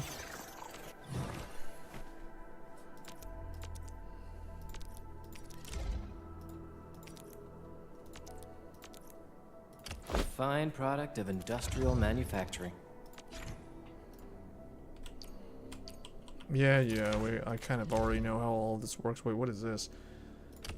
This is to automatically use this to instantly restore HP. A fine product of industrial manufacturing. The security division and the crewmates managed to find... When the anchor came crashing, your intervention helped us through the worst of this crisis. Your it is my genuine intervention. wish on behalf... Oh, and by the way, I actually planned a nice little reception for you. Endman, Supervisor Perlica, and Operator Chen never bite. I'll tell you the one thing about the game so far. The game seems like it's a very high quality game. It's always better to be safe Which is than true for a sorry. lot of these gacha You games. already did a lot. I understand, Director Chen. But sometimes the story just kind of drags, man. The story is not interesting to me. Alright then. Good luck out there. It's not like awful or anything. It's just, you know, it's just an average sci-fi story. Taken by the Landbreakers. Oh, my authority level keeps going up. Authority level is not Andre's character level. prototype, Enfield Industries, and Even you, Administrator. I say it's time to go and reveal the truth. It's time to go and reveal the truth. Hold on a second. Did I get that thing yet? Ah, yes. Here we go. 2 more. We gotta complete Secure Sanctuary. Is that what we're doing? We're not doing that, so that's still further on. Alright, I think we're gonna be at a point here where we're going to end the stream soon. So they have all these like chat message things. Let's go ahead and show... I want to show those who have never played these type of games what it means to be a gacha game. We talked about earlier in the stream. This was probably like, I don't know, when was this? Like 90 minutes ago, probably. So like halfway through the stream, because we're over 3 hours now. I explained how the whole, like, okay, there's a gacha system in the game. This one is for beginners. This one will guarantee that I get one of these 5 characters. Although I really don't want the girl on the bottom left because, as shown earlier, although I forgot how to get to that menu. Basically, tomorrow when I play the game, I'll collect the day 2 reward. And then on Friday, I'll automatically get this character. Like, they're giving this character to all new players. Apparently this is a permanent thing, so... that means I really don't want to pull this character from the gacha, because I'm automatically guaranteed to have her as a party member. I would much rather pull either blue hair girl, red hair girl, the white hair soldier dude, or the green hair guy. So any one of these 4. Let's see who they've got here. Shows no mercy for mistakes. So Amber... we must hone our skills with this is fire character. What is her weapon, though? What does she normally use?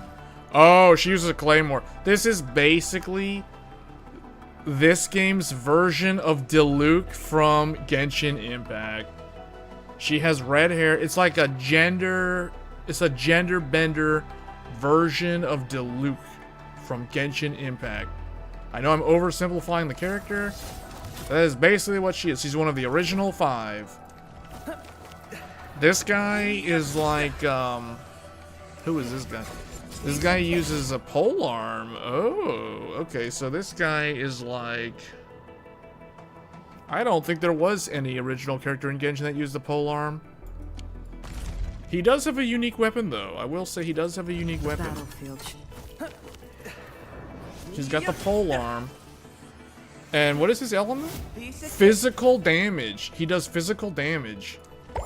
This is the character who I absolutely do not want to pull at all, because she's a guaranteed character on Friday. So I do not want to pull this character. This is the character that you do not want to pull. And this is the cryo character. What is her weapon? Is she using a greatsword also? Oh, she's using a claymore. Wait, so she's using a claymore? What is she using? She's using a staff. Okay. So they've got a staff weapon. They have a polearm. They have claymore. These 2 are using claymores. And then the last character is going to be this guy. Sleep of mind decides who lives and who dies in battle. This guy uses, is that a katana? Wait, why does it go back? I'm trying to like rotate. I guess I can't rotate the character. Sleep of mind decides who lives and who dies in battle. So hold up, I can look at the level 90. Is there a way to look at the level 1? They just show, oh, default level? Wait, what's his base stats? 29 base attack, 29 base attack. 29. They all have the same base attack? His main attribute is what?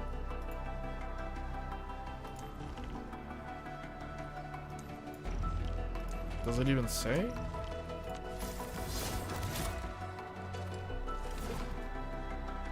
What's the... oh, on the left.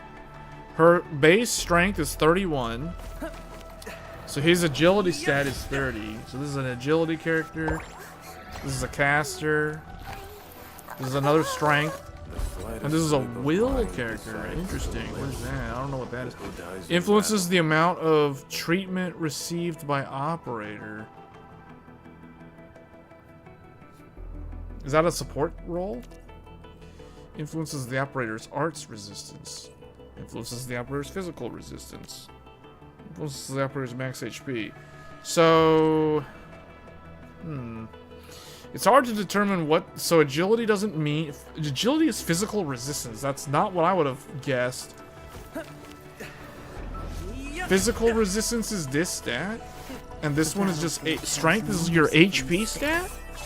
That's weird. We must hone our skills with true devotion. Anyway, let us show people what this is all about. So basically, this is the beginner banner. You're guaranteed one of these 5 characters. And you have 40 attempts. And the way you do it is all you do is you play until you get to Chapter 1, Process 2, Paving the Way. I've played halfway through. So I have 20 pulls. The maximum is 40 pulls.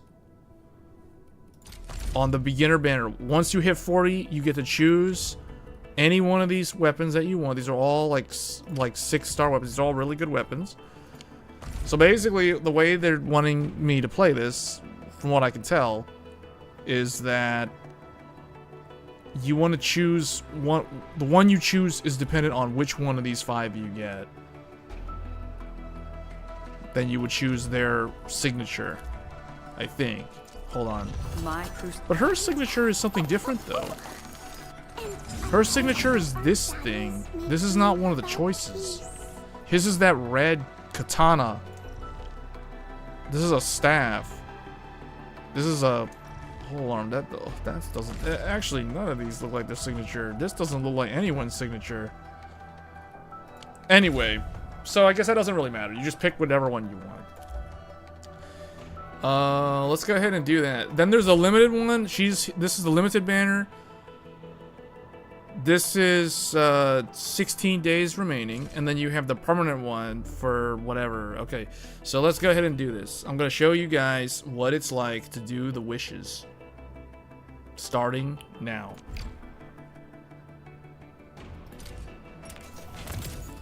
Oh, you have to drag this down? Oh, here we go.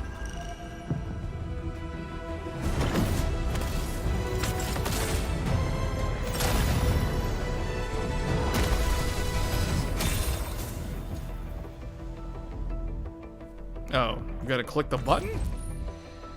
Captain Akakuri of Operation Team Z7 Okay, I got a new character. Operations dossier, budget summary, and action plan 4-star character.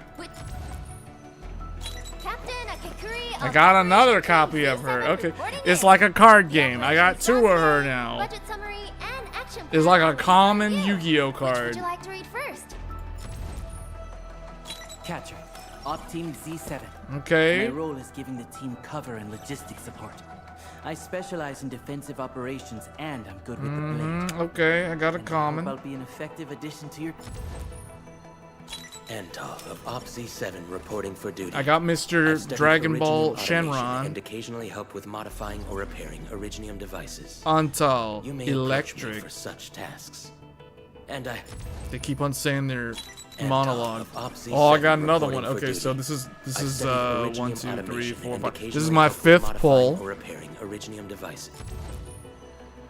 Entov of Op Z7 6 pull reporting 3 of for that duty. guy. Okay. I've studied Originium automation and Duplicate rewards. Okay.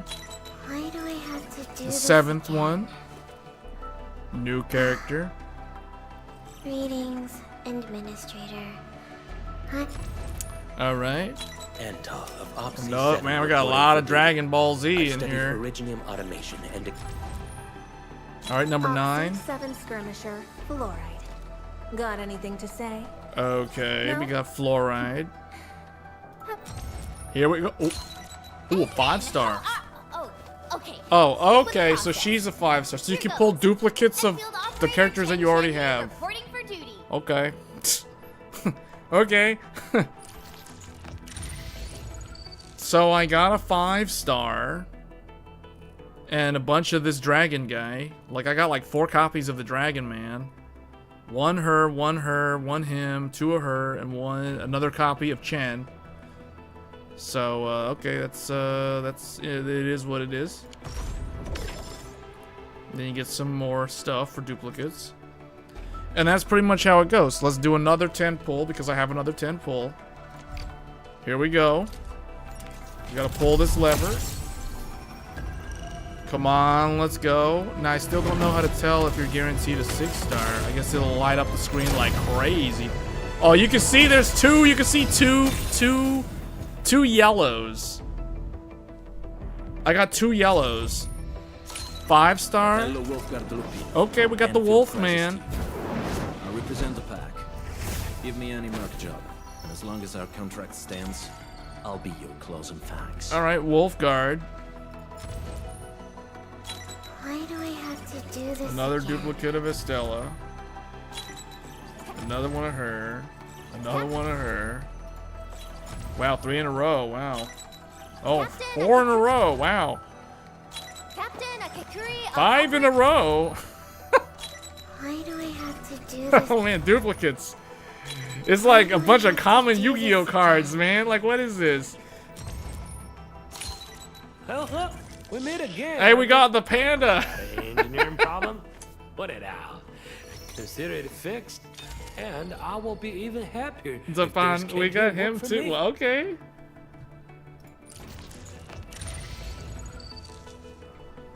Okay. I got 2 new characters. A whole bunch of duplicates here. And that's pretty much it, guys. That's how it works. So I can do 20 more, but in order for me to do the 20 more, I just gotta keep playing through the story.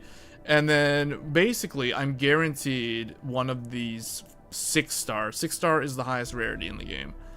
But that's basically how it works. That's the gacha system for those that were curious, like when people say gacha, what are they talking about? That's basically what it is. It's like a card game, sort of. But this is a good point to stop the stream. Overall, I mean, if you like base builders and action combat with some puzzle solving, that's essentially what the game is. And then, of course, there's the whole gacha system. But the game seems, at least on the surface, it seems free-to-play friendly from what I can tell. Although I would have to play further into the story to really have a full opinion of that. So for those wondering, like, what about all those duplicates? What do you get for the duplicate? You get, where is it? This thing. So this is the operator's potential screen. Use operator tokens at the screen to raise the potential and grant them various bonuses.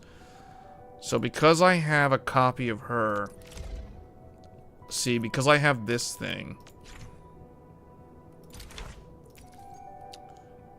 Chen's token raises Chen's potential. Because I pull a duplicate of her, I can unlock this ability, which says Shadowless. Damage dealt plus 20% to opponents below 50% HP.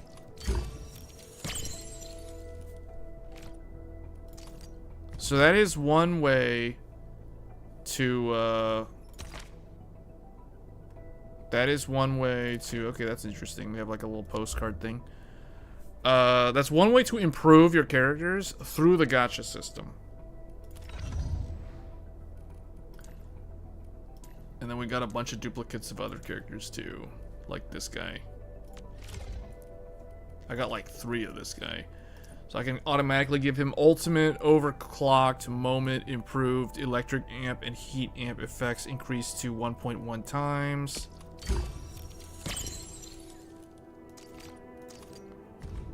Okay. I can unlock the second ability. His ultimate, overclocked, moment, improved, ultimate energy.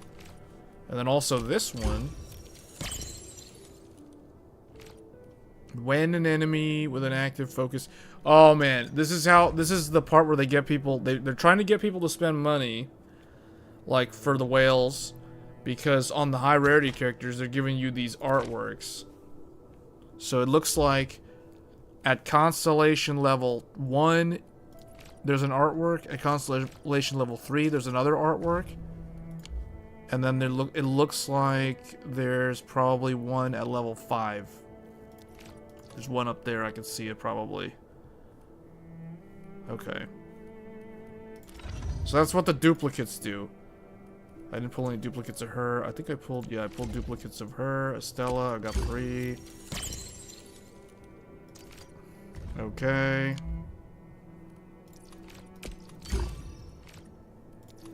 And then this one.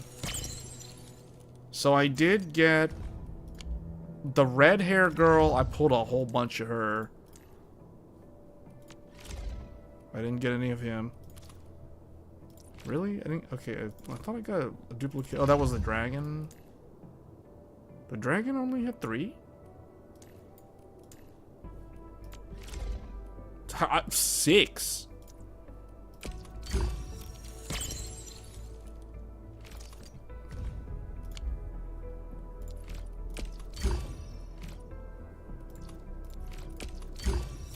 Yeah, she's gonna be maxed out. I think I pulled like a ton of her. Yeah, look at this. Wait, hold on. Wait, what? You can go beyond? So what happens if you go beyond? Because I had, it said I had like 1 more. Yeah, this is the thing for the whales. The whales, the people who are gonna spend a lot of money in the game, they're gonna want to try to get like, I don't know if they're actually gonna do all the way to like 5, the 5th potential on the 6-star characters, but that's essentially how the company is gonna make back their money that they spent on developing this game. So that's pretty much it though. So that's the gacha system. It seems like a unique system. They have some things that differentiate it from other gacha games. Mineral ores form the foundation of Enfield. We should gather more. There is one thing I will say about the gacha system. I wish... What's the button to get into the gacha system though? F7?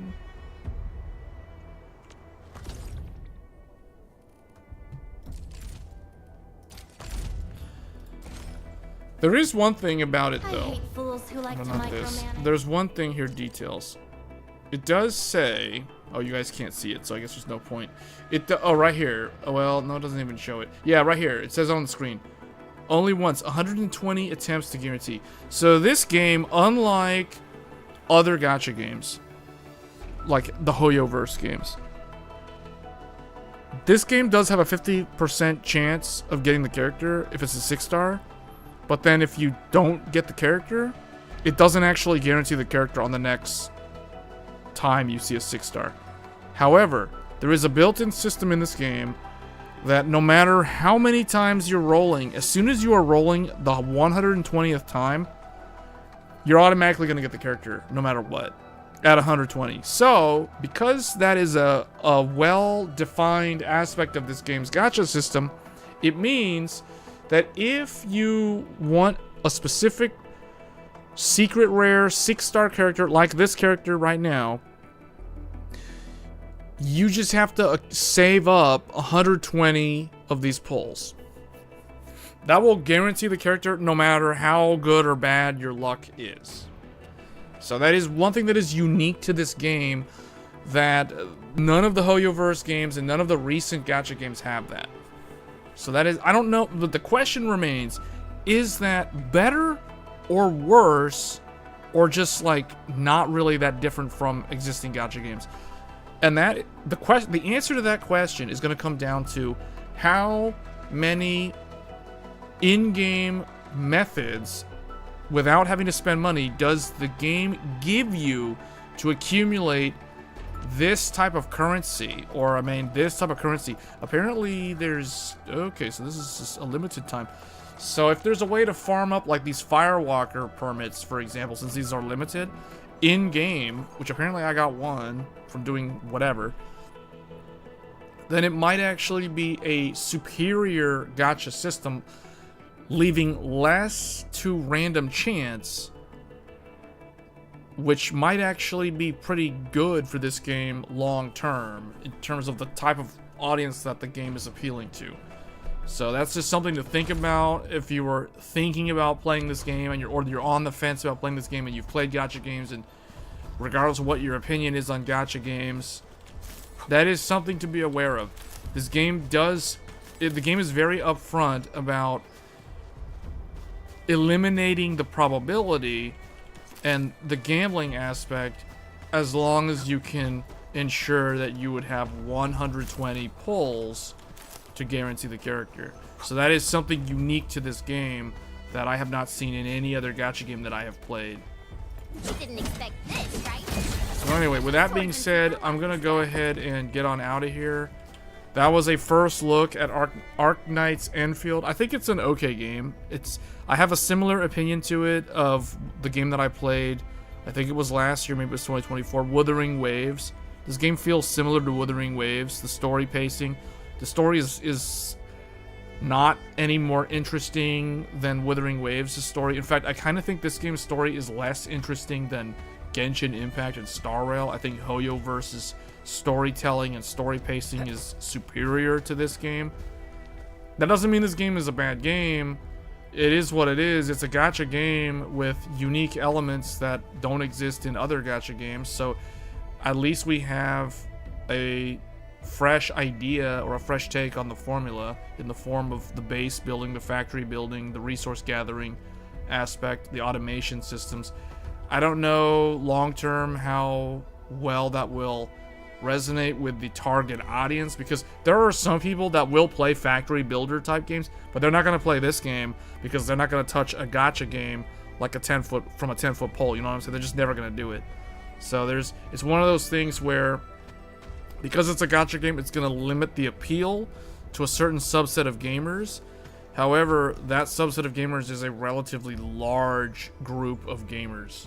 Like, really, really large. Do you need to pull the character multiple times to upgrade him? Yeah. So, okay. Only if you care about this aspect of upgrading the character. You don't actually need this system to complete any of the content in the game. In fact, I mean, I have done all the content. At one point in my time playing Genshin Impact, I had 100% completed Genshin Impact, and I didn't have any of this stuff. Like, I didn't have any of this stuff. I just basically used whatever characters I just randomly got from the gacha. And I mean, there's a bunch of people that are 100% free to play, and they've been able to do everything that the game throws at them.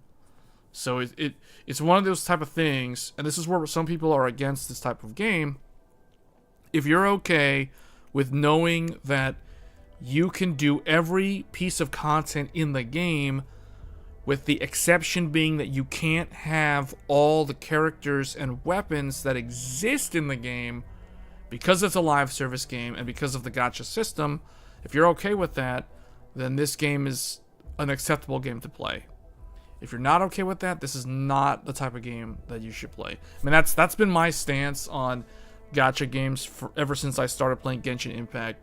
Genshin Impact was the first major gacha game that I ever played. I never played any significant gacha game prior to Genshin Impact, so I don't have much of a history with gacha. My experience is just Genshin Impact, Honkai Star Rail, Wuthering Waves. I mean, Where Winds Meet has the whole, like, cosmetic system, and I did play Where Winds Meet, but it's nothing... to me, there's no real incentive, at least from what I could tell when I was playing Where Winds Meet, to actually try to collect, like, outfits and stuff. Whereas in a game like this, because it's a character-driven game, there's a big incentive to try to collect characters. Almost like you're collecting Pokemon, or collecting Yu-Gi-Oh cards, or Magic the Gathering rare cards. That's the sort of vibe that it has.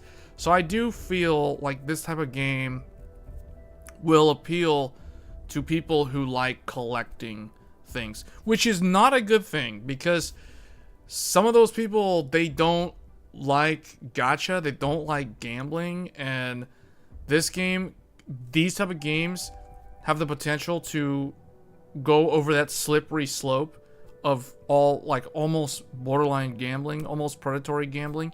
However, like I've pointed out before, at least this game does a good job showing that, where is it here? for the limited banner, it does state that at 120 attempts, you're guaranteed the character. Therefore, it completely eliminates the gambling, the random chance aspect of the game. So there is a way, it's clearly visible, which I actually like that this game does that, because a lot of gacha games don't do that. They hide that information. You literally have to read through the details to try to understand like how the system works. I like how this game literally shows you right on this page without having to click on details or buttons and read through paragraphs and descriptions. You can clearly see 120 attempts to guarantee the character. No random 50-50, no pity system, no. 120 attempts, regardless of there is a pity system. It's the 80 attempt system. Regardless of that system, the 50-50 system, at 120, automatically the character is yours. So that means that in some ways it might be better than a game like Genshin Impact, because a game like Genshin Impact, the way that game works is it's 90 pulls is the hard limit for the pity, which means if you haven't pulled a high rarity character by the time you're at 90 pulls, on the 90th pull you are guaranteed a high rarity character. Now the problem is it's a 50% chance that it will be I hate fools the featured character, in this case Levitain, at 80 pulls in this game. But if this was Genshin, it would be 90 pulls for the featured character. But it's a 50-50% chance, which means there's it's a coin toss whether you get the character or not. If you land on tails, you're not getting the character. You're gonna get some other random character that you might not want, or you might already have. You know, so that's the whole like predatory system where it's almost like it's egging you on to spend money, because like, oh, you pulled the wrong character, try again. But the way Genshin works is if you don't get the character on the 50-50, the next time you get a high rarity character, you are guaranteed 100% the featured character. That's how they guarantee it. But the problem with that system is the only way to guarantee that character 100%, no matter what, is 180 pulls, basically the hard pity twice. The hard pity twice, 90 times 2. So you got to go around a whole second time, 90 more pulls, up to 180 to get the character. Here, it's no matter what happens, at 120 you get it. So that might actually be a significantly better deal or better system than what the Hoyoverse games offer. The question is, how many in-game free resources do we get to farm up the materials to do the pulls? Because if the in-game methods are very, very rare, then it might actually be a worse system than a game like Star Rail, which kind of bombards you with in-game materials that you can convert into wishes. So just something to be aware of. Hopefully that explains how the gacha system works. So far on paper, this game's gacha system might actually be superior to Star Rail and Genshin, and it could be equal or maybe even slightly better than Wuthering Waves. But that remains to be seen. If there is ample resources given to you in the game by just simply playing the game, meaning you invest time in the game, because remember, the trade-off is always time versus money. You either pay money to get the thing instantly, or you invest time in the game to get the rewards. It's always time versus money with these type of games. Time is money, as they say. So that's basically how the gacha system works. This is true for like almost every gacha game. So hope you guys found this stream interesting if you were on the fence of trying this game out. I don't think there's any harm in trying out the game. You might actually like the actual gameplay. So far it does seem a lot like Wuthering Waves, at least story pacing and the design and everything. But you know, it's unique. So I think it's an okay game. We will definitely be playing Code Vein 2 next week, so stay tuned for that, and then Neo 3 will be the following week. So anyway, guys, that was my look at Arknights Endfield. I think it's an okay game. It gets my stamp of approval, at least from what I played. And I did about 3.5 hours. Anyway, thanks for tuning in. I will see you guys tomorrow on Tech Thursdays. Until then, take care and see you then. Thanks.